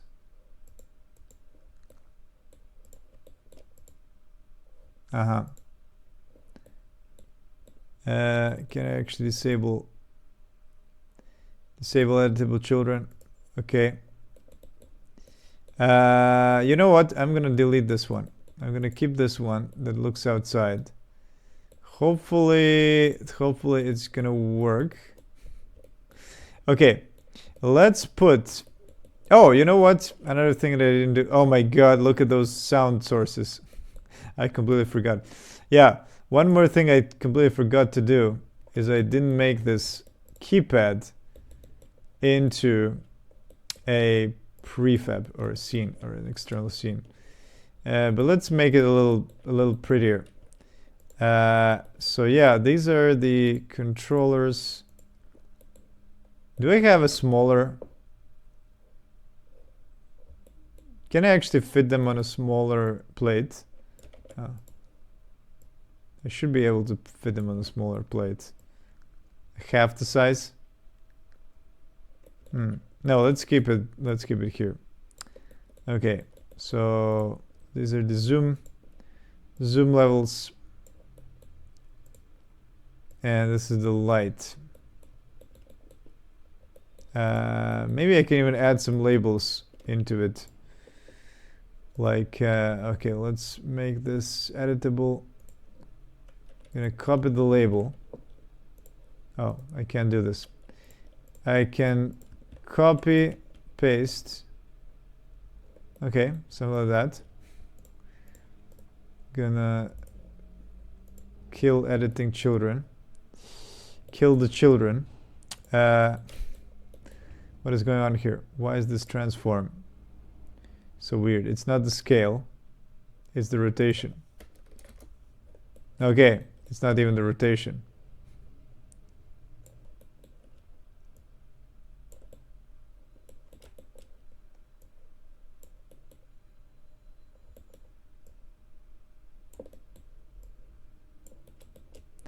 Let's call this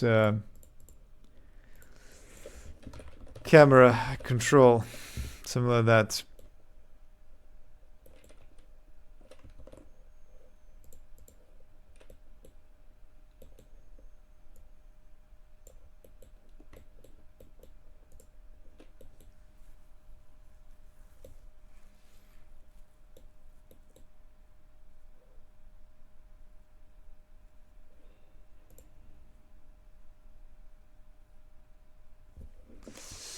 Maybe I can add like a.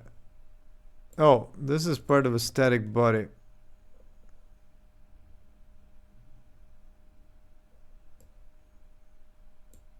I can put that outside. I'm gonna put a little thing that says zoom here. Zoom. And I don't have power. I should perhaps have power. And you know, maybe the plug, maybe I should have plugs as well. I don't know if the control should be connected to the plugs.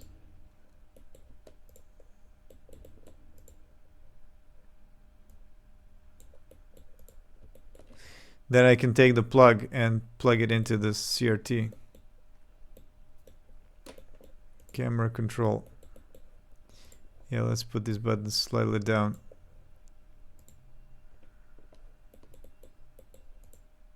Something like that. Yo-Yo, hello. Hello, cold bones. Okay, let's turn this into. Let's put everything down slightly a bit. Yeah, slightly a bit. Nice. Okay. There we go. There we go. Some. Oh, and zoom.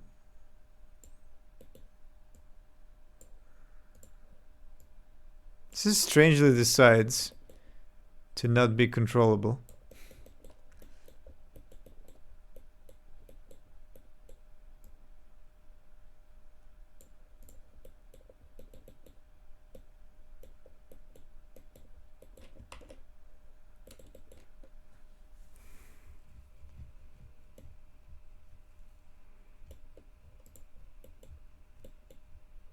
Yeah, okay, let me actually turn this panel Camera control panel. Okay, I'm gonna turn it into a scene. And yeah, the only thing is it's gonna turn the external camera node. Yeah. It communicates to the ASCII, to the root. That's good. Okay. Prefabs, camera controller panel. There it is. Cool. Okay. We have turned everything into prefabs now. So we have the external camera, we have the controller, and we have the CRTs. So let's put in, since here, from here I can see it, and right now the player is in the cupola. I'm going to put this camera controller here.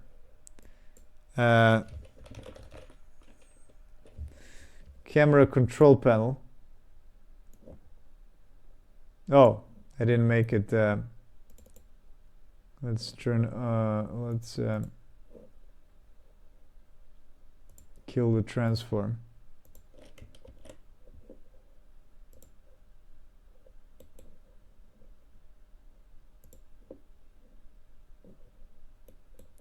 Okay, let's put that over here somewhere.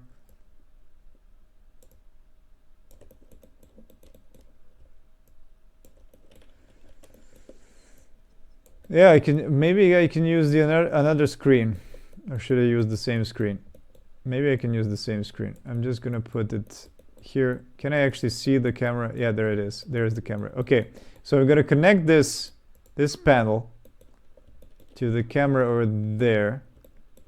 External camera. That's the one. No, it's not the one. This is the one. Sort of truss structure. Okay. So yeah, let's connect this to this. Okay. And another thing is I'm gonna connect this CRT receiver. Yeah, instead of using this sub viewport. What is this? Sub viewport. Sub viewport. Let's look for this sub viewport. Aha, it's this one. Okay, let's just call it computer main viewport, something like this.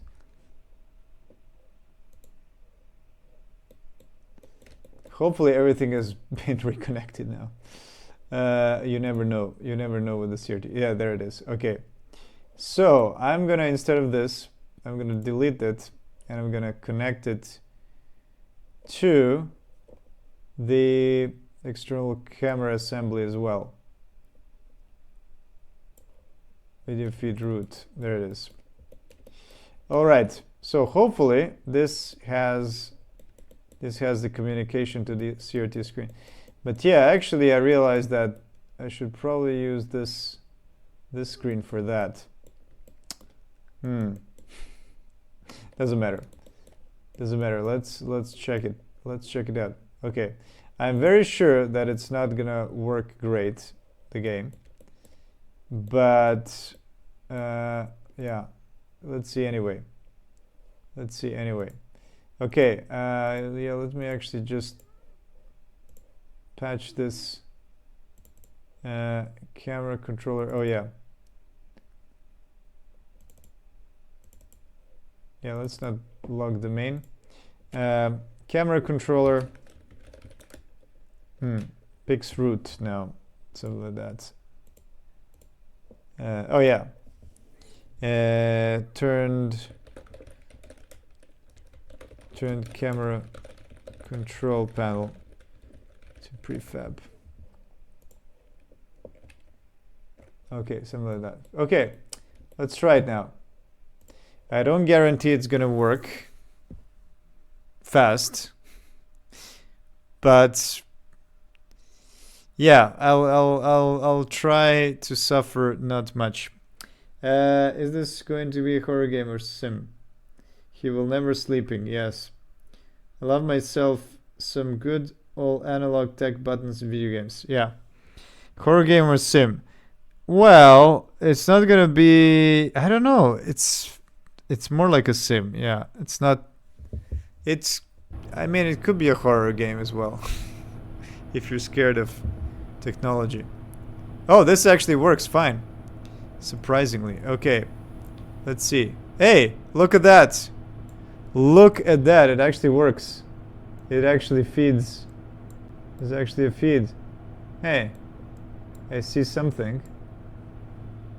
There's a camera feed. Wow, I'm actually surprised that something in Godot works first time.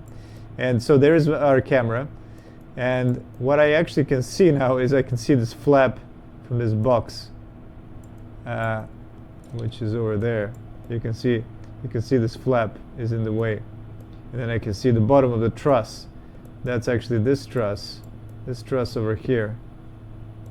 And so I can see. Okay, let's move it around. Let's move it around. And yeah, you can see the VHS, broken VHS effects as well. Okay, let's see. Look at that. And it doesn't work. Oh, I didn't actually connect it. I didn't connect the keypad. Did I connect the keypad to the assembly? I can't remember. Button pressed but does nothing. Oh fuck. I think it's broken. Not even light works. Yeah, okay. Well, it doesn't work. It doesn't work immediately. You know what's the problem now? Okay. Where is... Yeah, I completely forgot to actually connect it. No, wait, I didn't. But so why doesn't it work? Oh, look at that. For some reason, this got unassigned. Classic. Classic Godot. Yeah, I'm getting really tired of this where things just... Why the fuck? Okay. Call on. Yeah, I'm just gonna do this, I guess. Okay. Yeah, for some reason, things always get unassigned in Godot, and you have to redo these things all the time. When becoming a prefab, everything breaks. When you turn something into a prefab, goodbye-bye. Bye-bye to any settings you had. Physics material overrides. Okay, yeah. External camera node. That makes sense. Okay. So hopefully, by doing this, I should have fixed my scene. So let's see. It looks neat. Flags has a nice thing. You. Flags has this cool thing. No, I'm joking. We have a bad X Flags guy over here. Anyway, Flags is a nice thing for rendering cameras called render task, which lets you control exactly how you are rendering. You then call render whenever you like, or just let it run every frame. You can set exact flags. You can render out the versatile GPU texture, which lets you do things in shaders with as well. Nice. I mean, that sounds like Unity to me. Like, those controls are fine. Okay, let's see if this works. Oh, look at that. Look at that. It's not responding. That's the sign of Godot. That's the sign of Godot.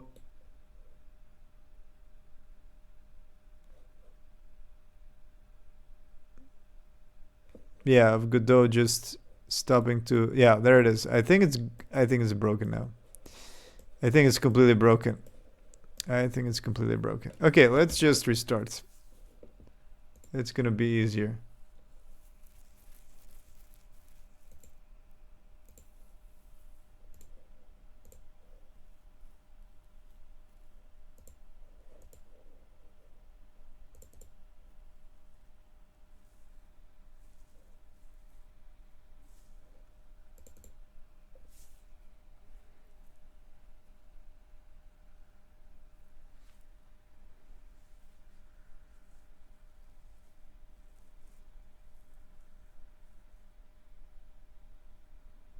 Do you know why it freezes?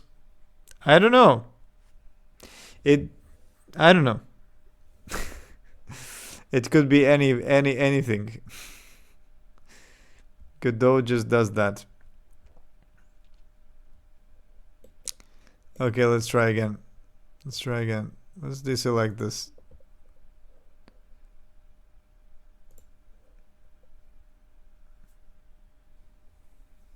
I should definitely optimize these buttons.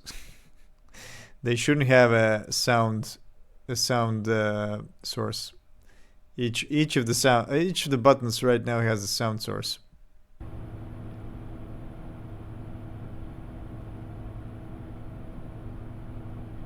Okay. My god. Look at how slow it is. I'm pretty sure that it's slow because of the cameras now. And it has decided to, like, I don't know, freeze again. Is it now frozen? Forever?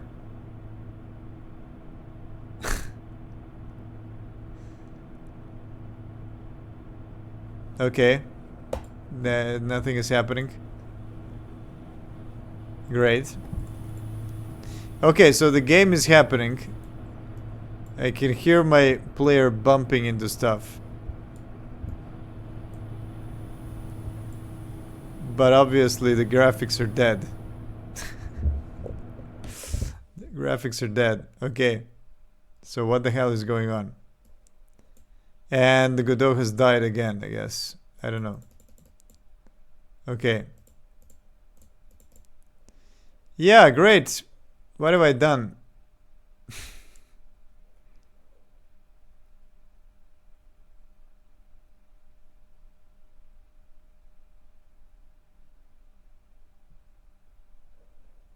Let's try to run some other scene. How long have you been a Godot dev? Like a month. That's it. Switching over recently from Unity. Yeah. Well, basically, you know when it started? When Ludum Dare was happening. Well, this is basically a Ludum Dare game that I just continued working on. Which I never published, but...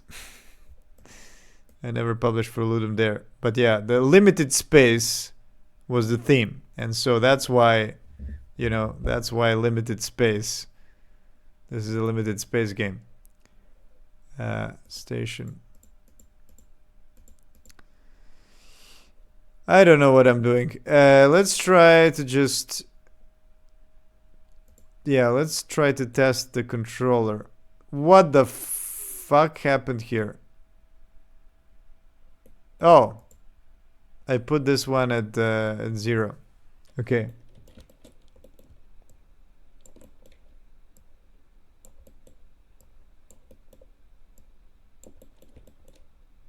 That's what happened. Okay. Interesting that sound still goes and physics is going, but render just vanishes. Yeah. I'm pretty sure it has to do something with this multiple cameras. Okay, so this works, right? No, it doesn't. Okay, maybe it's some bugs that I'm uncaught.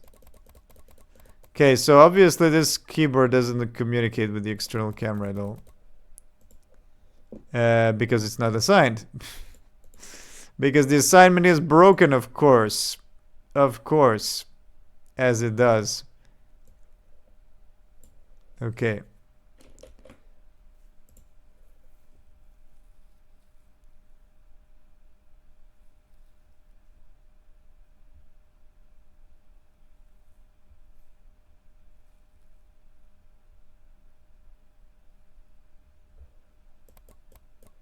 And not even this works. What the fuck? What are... Oh, there it is. Okay, there's something wrong with the...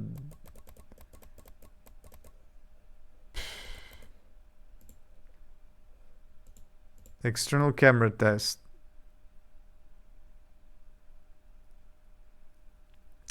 Oh no, this is the controller, the control test. no. What I actually want to do is the control panel. External camera test. Oh, it's not a test, it's the assembly. Okay. That's the problem.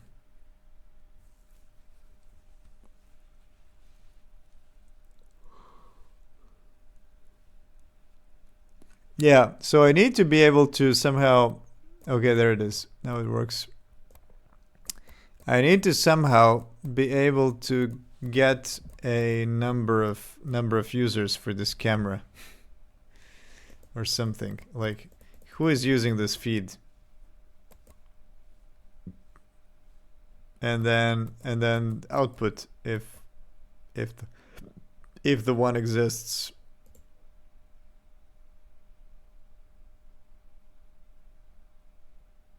Something like that.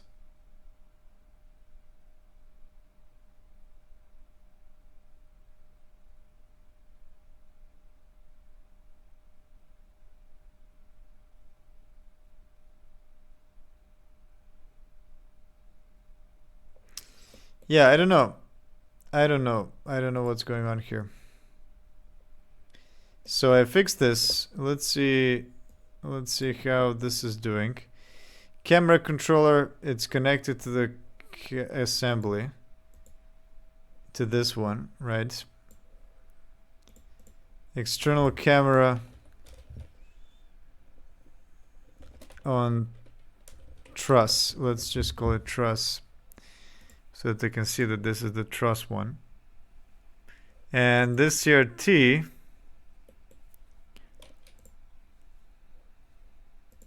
should grab a feed from the truss. Yeah.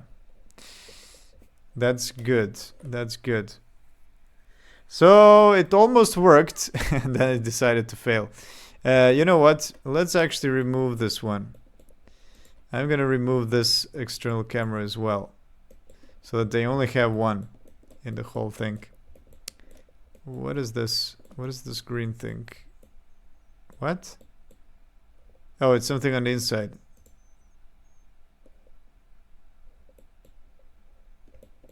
Oh, it's just the module? Okay, yeah. Anyway, let's see. Yeah, so I only have a single external camera now. Add a live viewer count to the camera feed. Make it into a live streaming horror game. Yeah.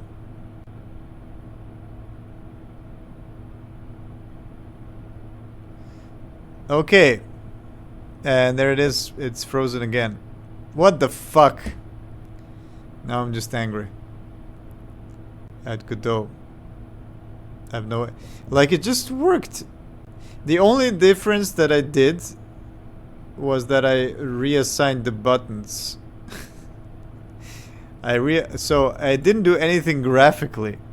I even removed stuff. So I'm just perplexed at what the fuck happened here.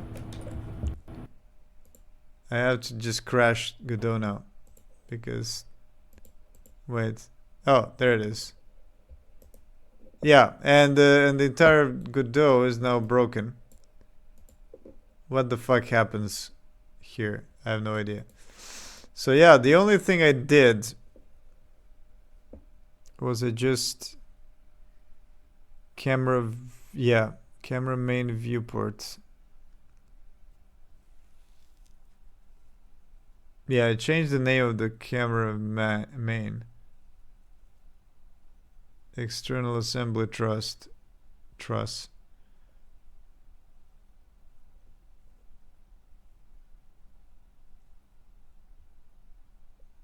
Okay.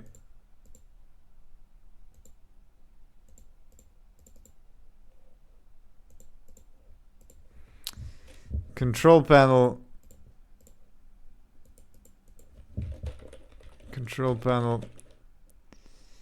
Reference fix. Control panel buttons reference fix. Broken Godot. Just keep it like this.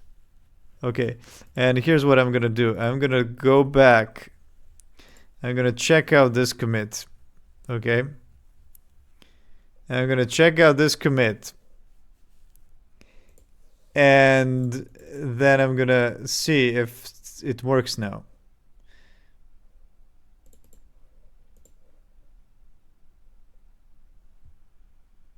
Is your code someone exploding the render? That's what I'm thinking, but I'm not doing any cloning or anything.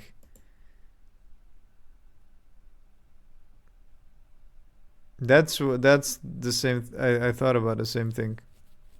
I mean, that's the thing because I haven't changed much since the last time, right? So let's see if this works.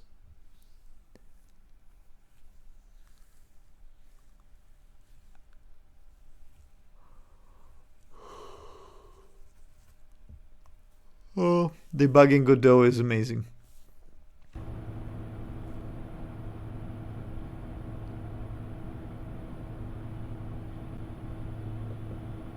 And there it is. It breaks. Yeah, this has nothing to do with me. This is something with Godot. This is some Godot problem. This is not me.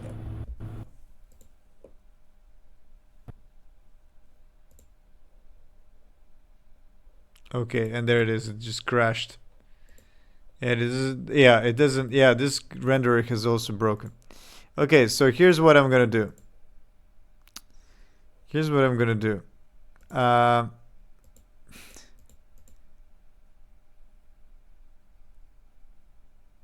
Here's what I'm gonna do. Let's go back.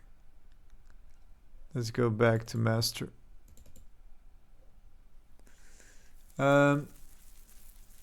I'm gonna remove. Let's go to Godot. Yeah, the most amazing thing is this was the last thing in the day that I was gonna do before I go to sleep. Just play it, and then it sees that the camera works. And now I have this stupid Godot issue. Limspace Godot. Yeah, I actually wanted to delete. Let's delete the shader cache. Maybe it's the shaders. Who knows? Let's see. Because this helps sometimes. Deleting the shader cache. Godot trolling you. Yeah, I don't know.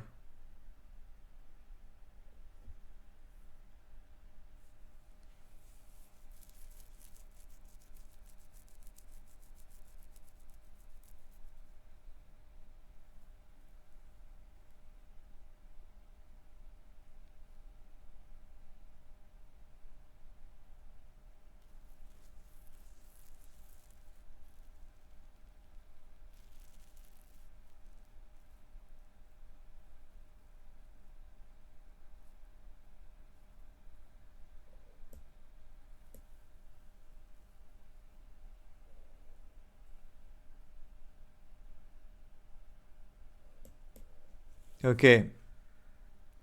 What does it say here? Path to node is invalid. External camera, sub viewport. Path to node is invalid. Who? External camera. But who is saying this? Just don't just write this. Give me the culprit.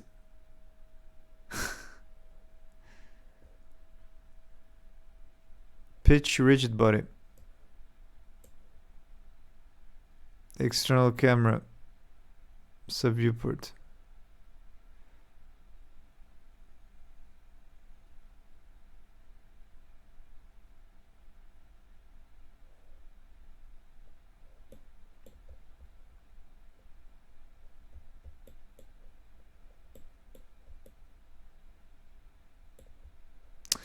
Yeah, I don't know. Let's just run it.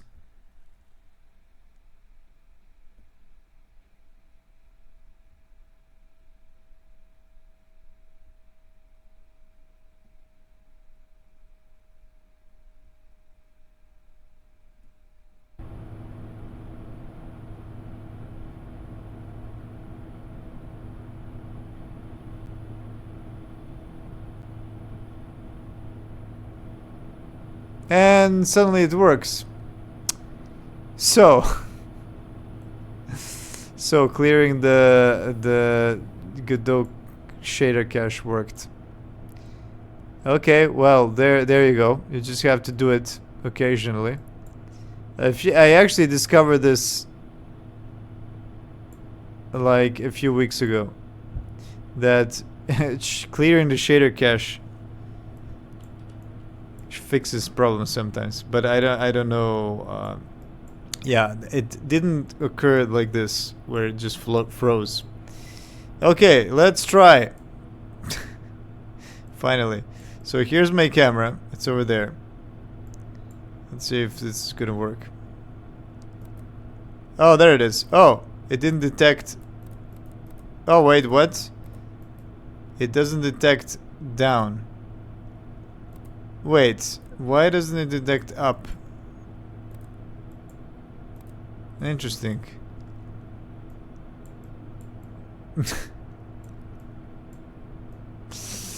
Okay, I guess it never ends when I click on it. Where is it? Okay, there it is. Yeah, it is pointing up. Okay, I guess I can't.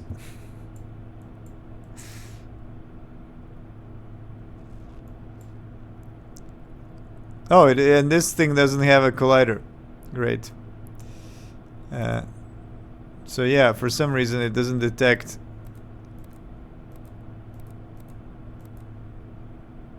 Okay, so I can't even move it precisely. Okay, it can zoom in, can zoom out, and the light doesn't work. Keeps spinning. Nice. Oh, it does work. The light does work. It just, I don't see it.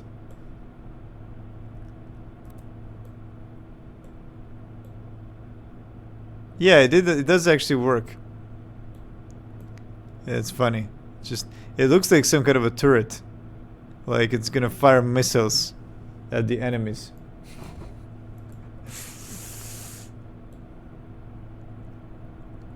That's fun.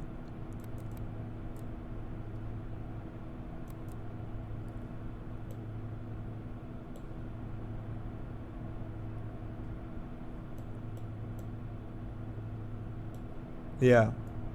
So why doesn't the up get detected? This is fun. There's the station. But yeah, for some reason the up doesn't get detected.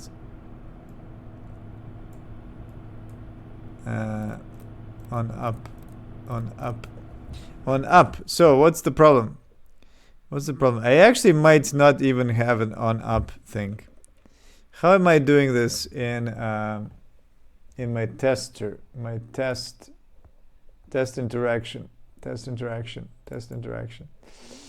I say if shape node is interactable. What do I do? Raycast. No. If shape node. Wait. Aha. Mouse button down. Oh wait, it is actually done by the button itself. Get mouse button down. Interactable interact.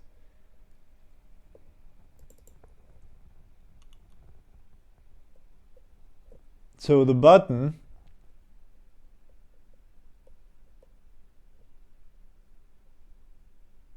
yeah, the button actually detects the input.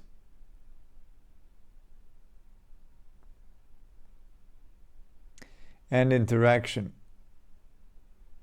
if pressed. So this one sends the end interaction. That is strange. That is strange. Because I'm explicitly putting this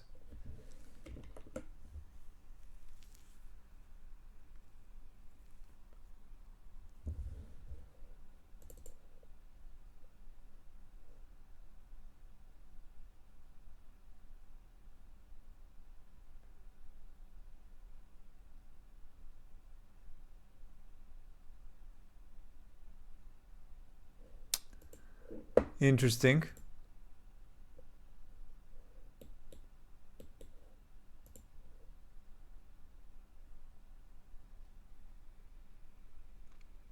You save more time if you just always recompose shaders instead of trying to debug an issue that shouldn't exist. Yeah. True. Shader cache is so rough. Why even have it? Yeah, I don't know. And it's not like it even it doesn't even shorten my startup time or anything. Okay, so for some reason it works here. Everything works fine. Everything works fine. But not when I'm interacting with Okay, let's do a player movement test. Yeah,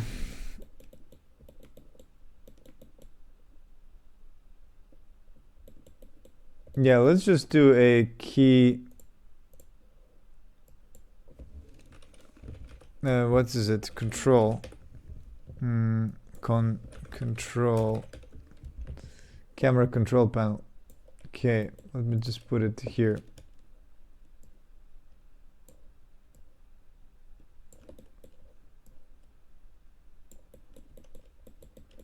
Okay. And it should actually detect.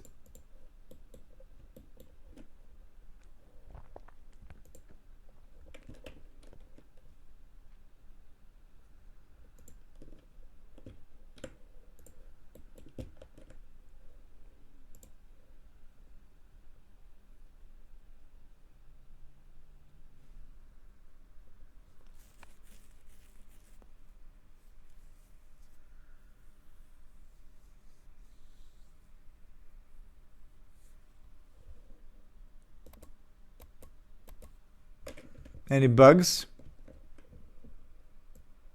I don't know, it doesn't start yet. Yeah, of course it has bugs.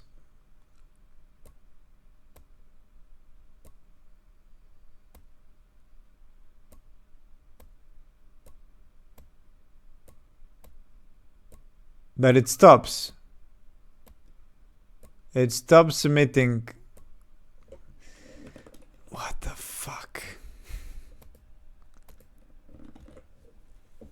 Yeah, it definitely stops emitting after this. So it does end interaction.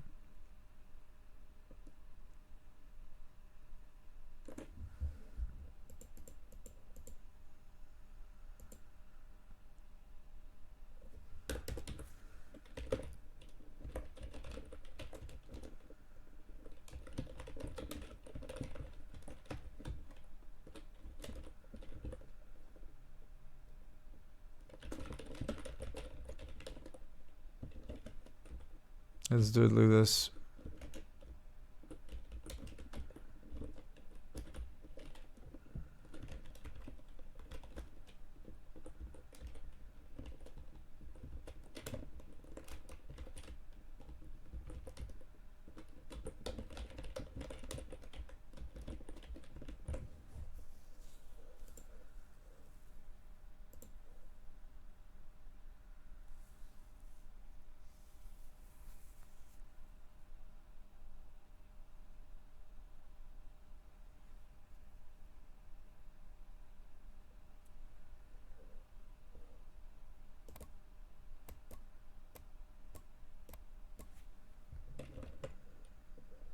Come on, output.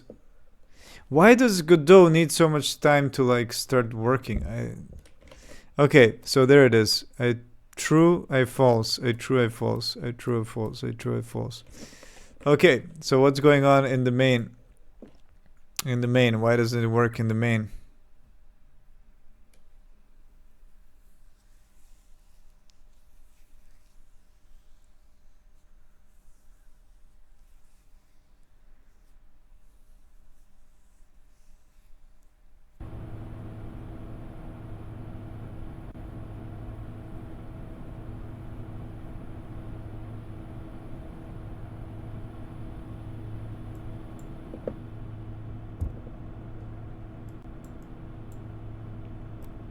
I true, I false. What the fuck? Okay, so the false signal exists, but for some reason this external camera refuses to stop.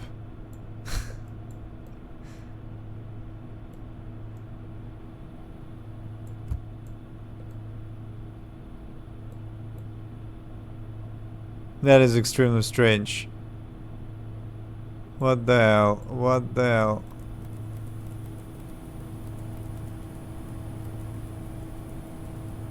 Why does it not work here and it works everywhere else? Okay, I have to figure this out. I have to figure this out. Did I change any aspect? No, it's not even packed. Okay, control panel is here.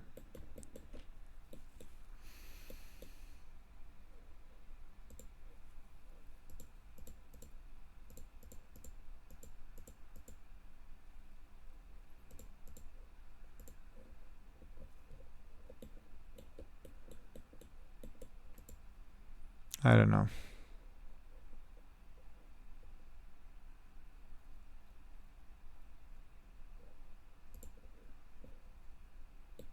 Like, there's something wrong with this version of... is it possible that this has, like... Make local? Oh. I didn't want to make local. I wanted to have editable children. That something was already connected to it.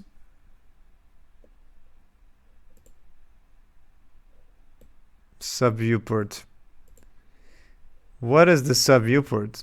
It's not showing it the correct. Oh wait, it is. Wait a minute. No, there's something wrong here. What? What is this viewport in the middle? Ah, it's because of the camera. The camera is over here. Yeah, that's the issue with the sub viewports. Collision shape. Yeah, everything should be fine. Okay, let's try to replace this. Just so that I can see if... Okay, let's do external camera. External camera ASCII. Let's put it in here. And I'm gonna just copy the transform. Can I copy transform? Of course I can't. Why would you? I'm just gonna have to do it like this.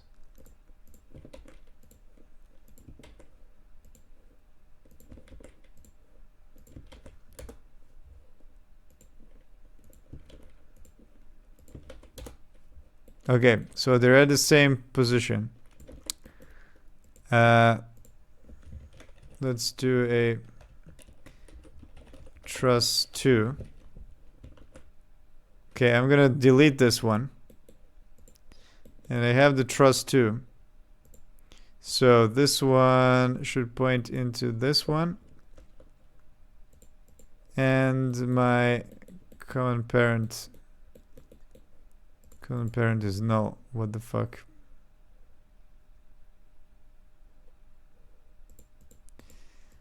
Okay. Camera controller. And the CRT should connect to the truss 2. Whoops. Truss 2. There it is. Okay, let's try now. So what I did is I just replaced with a new object because I was thinking maybe it contains some kind of state that was not supposed to be there. But yeah, I have a feeling now like the joints are culprit. Something wrong with the joints when they're far away. Oh, and there it is. Now it's now the shaders are broken again. At least it doesn't freeze completely. Okay, well, after this, if it doesn't work, what can I do? I'm just gonna stop. I'm just gonna stop because I can't do it anymore. I can't deal with the Godot issues. And yeah, it still doesn't work. For some reason, it keeps on going. The joint keeps on spinning. Keeps on spinning. And it even has the pressed false. So, I don't know. I don't know why it keeps on spinning when it shouldn't. It clearly shouldn't. It it doesn't in other scenes. In all other scenes, it doesn't. And here it just decides to you know.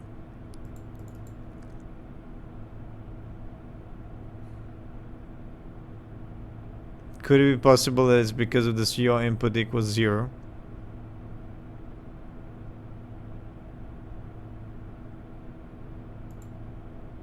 But why does it work in other scripts then? It wouldn't make any sense.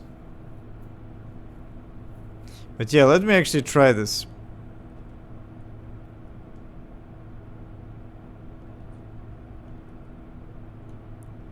Okay. Because it should stop. Definitely.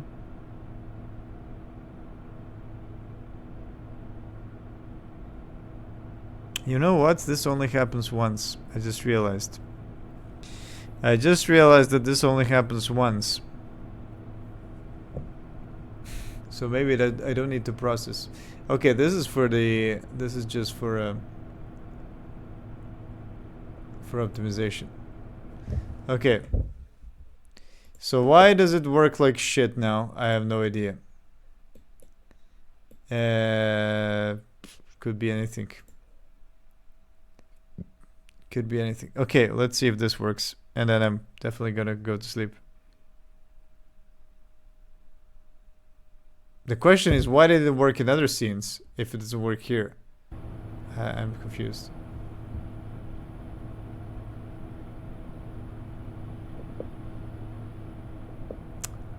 Okay, yeah.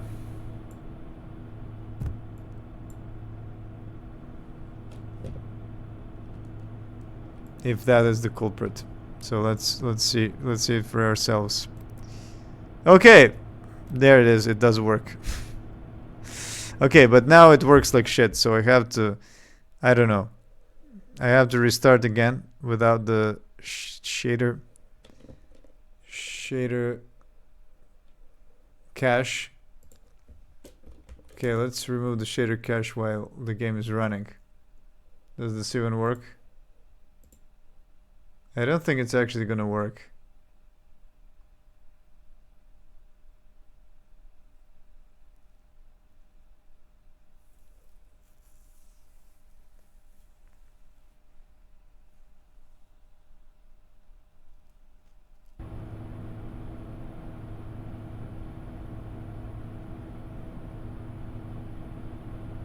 Yeah, I don't know.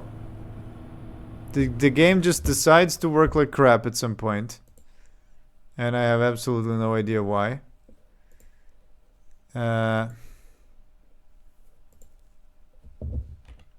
it create any cache? No.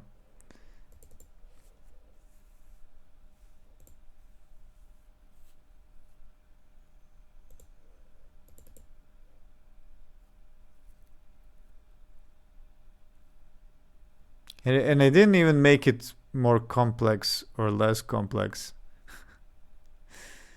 That's the worst thing. It's completely unpredictable. It's completely unpredictable.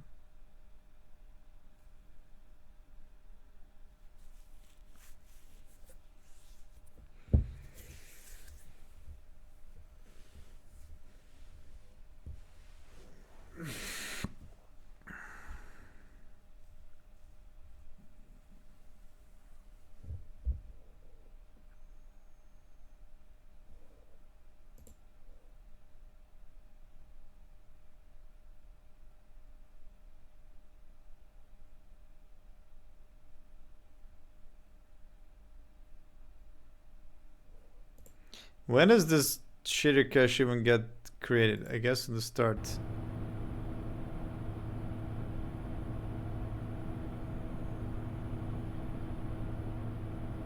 Okay, now it works. Okay, so to end the stream, let's see. Let's see the camera, the external cameras in action. Okay. Okay. So there we go. We can turn the cameras now. Finally. And we can see it. We can see it over here. There's the camera. It's kind of pointing this way. And we can see what's on the camera. What is this? What's this stick? Oh, that's just the stick from the solar panels. It looks like it's drawn in like 2D pixel art. Okay. And of course, a cool thing is that I can change the color, the contrast, in case I need so. Okay, let's find the cupola, so I can make it go up. I can assess the damage on the solar panels.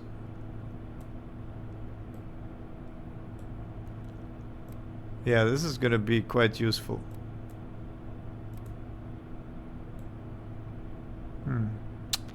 There's a port.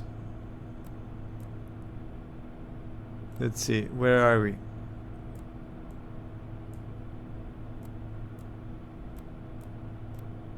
Okay, this is the maximum that it can do. Right? It's looking all the way up. Yeah, it's looking up. All right. So. Aha, there is the cupola. So I'm here. I'm inside this thing. Looking at this very screen. Oh, look, you can actually see the screen. You can actually see the screen. Oh, I can't actually zoom in that much. But yeah, you can't see me because I don't exist. But if I try to move some boxes, you will be able to see the boxes.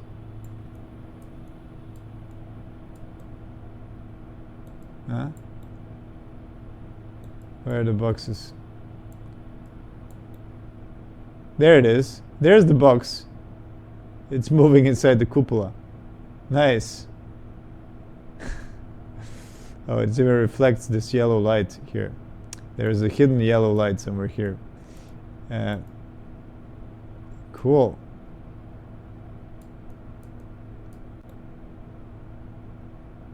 And there it is. There's the cube spinning. So yeah, this is actually going to be quite useful for, I think, for players to be able to see like where are they right now, like what's going on the outside, viewing the space station itself.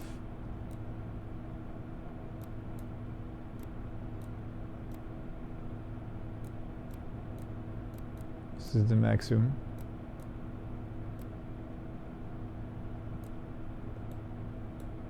And of course, you can actually use it to look at the planet as well. Oh, you can look at the sun. Oh, you know what? I should make it so that if you look at the sun, it should like destroy the camera. Oh, look at that. I can zoom in into the sun. Sun should be like destroying the camera, especially zooming in. That is actually cool that this even works.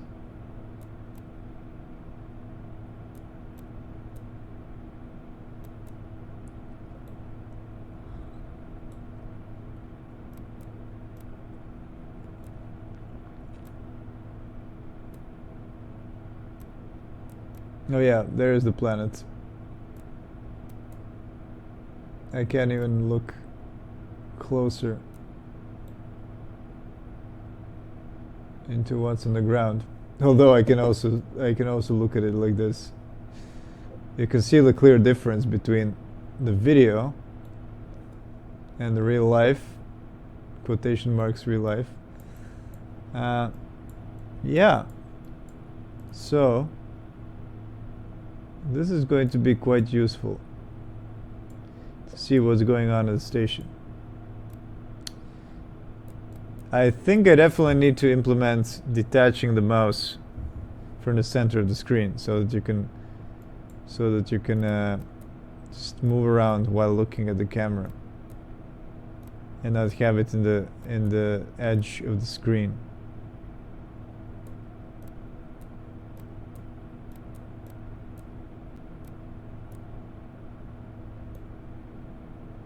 Pretty cool. Pretty cool. Yeah, pretty cool that it works. And yeah, can increase the contrast even more. Nice colors. It's like almost posterized now.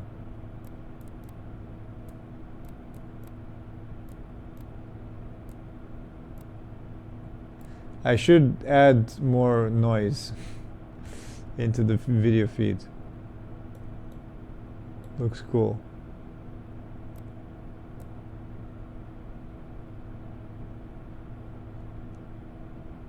Yeah, if I remove the color completely.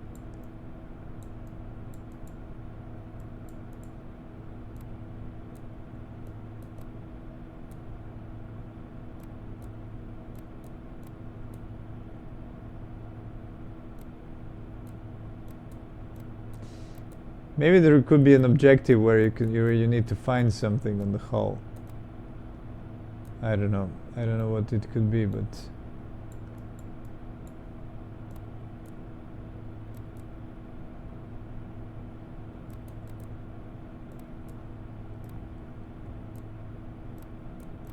yeah, this will be useful. Anyway, oh yeah, you can turn on the lights as well. Forgot about that. Oh yeah, the lights do work. There it is. But they don't really do much on this camera. Well, at least the camera lights up anyway. Can I see the light from the cupola?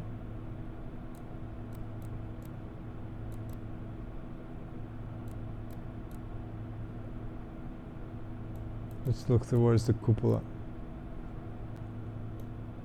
Yeah, there it is. And if we turn it off, yeah, it's off now. It should have some glare or something when I'm looking at it.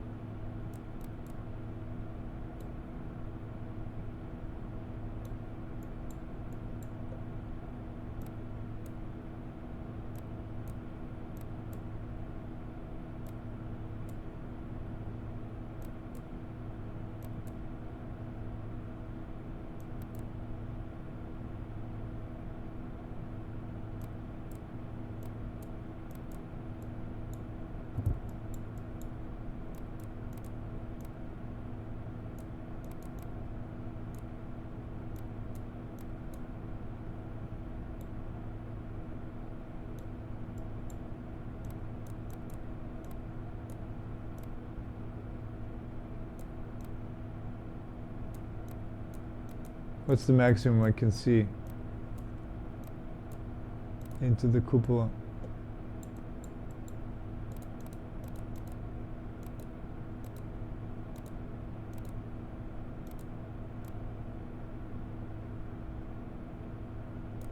There it is. Fully focused on the cupola.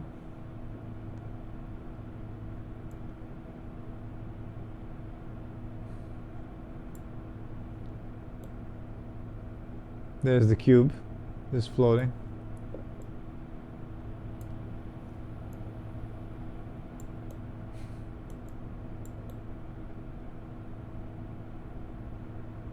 Pretty cool.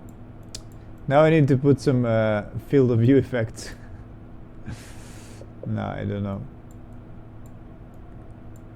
I can try.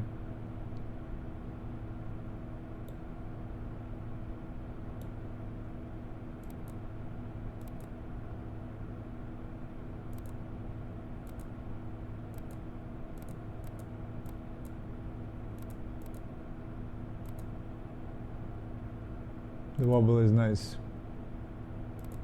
You can actually see the wobble from here. Not really. It's so minuscule. From the distance, it's hard to see.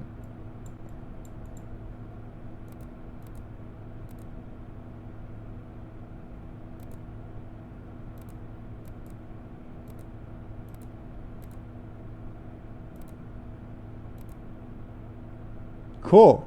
Okay. I've done. Yeah.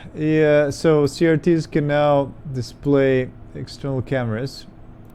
It would be nice to have some kind of a switch between external cameras. But yeah, I definitely need to think about how to get the number of users basically, and then not do each of them. Yeah. Anyway.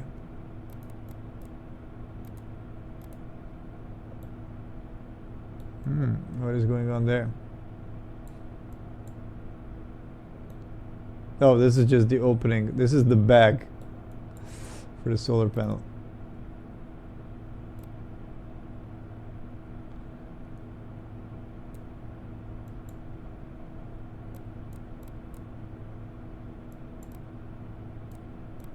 This is the cargo. Oh yeah, and by the way, this cargo craft is going to be docking onto the docking module, which is here. So with this camera, you will be able to watch the docking, which is pretty cool.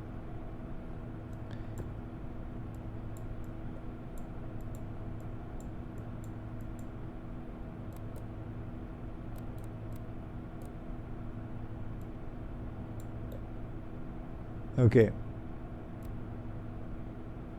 Anyway.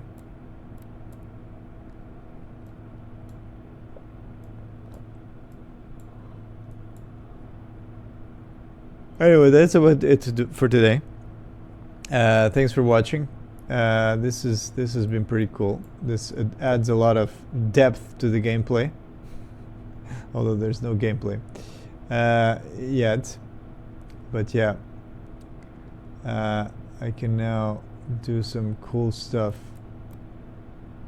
with the cameras.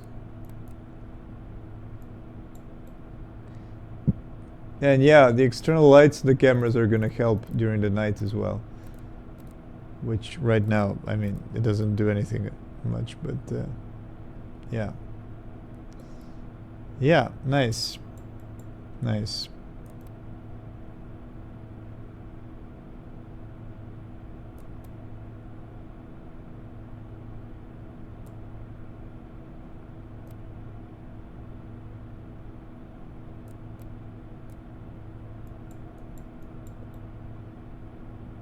I can even use this as a kind of a telescope to see what's going on the ground. What is this?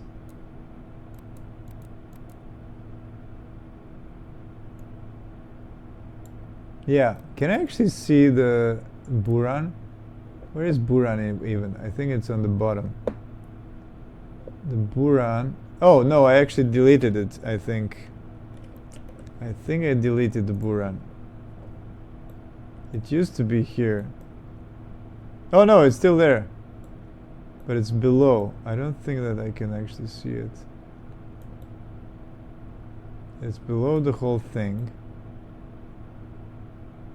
I think it's outside of the range of what I can see. I wonder. I wonder if I can see it somewhere in the distance.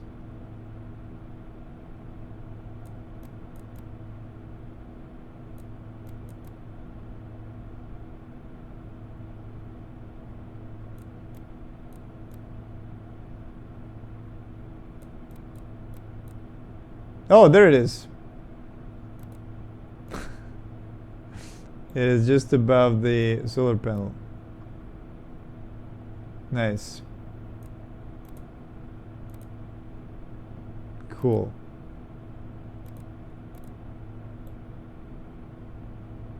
Nice.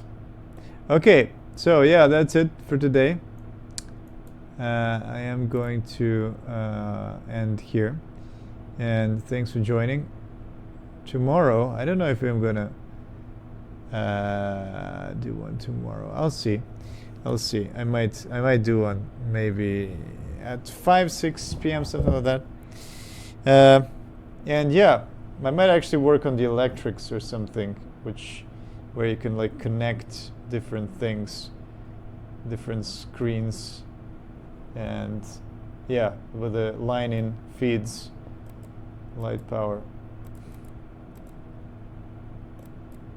and stuff. Yeah, I don't know. I definitely need to optimize this the audio, so that not every button has an audio source. Yeah, cool. Okay, I like that I actually finished external cameras in one day, so that's nice. And yeah, see you tomorrow. Look at that sun reflection. Oh, and where are we actually flying over? I don't recognize this. What is this part of the world? Is it South America?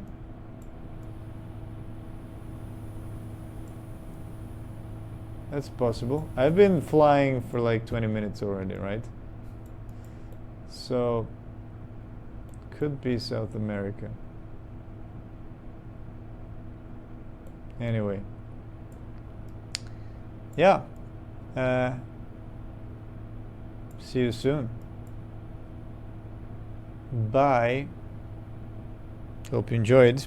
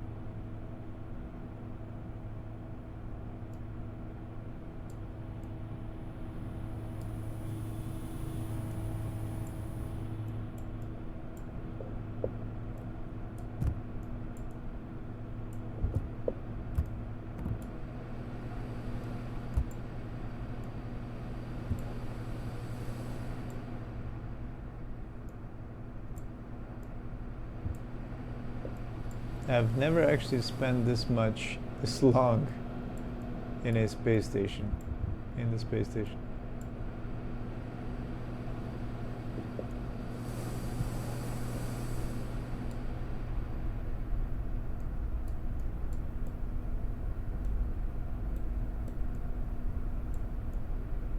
Okay, the computer still works.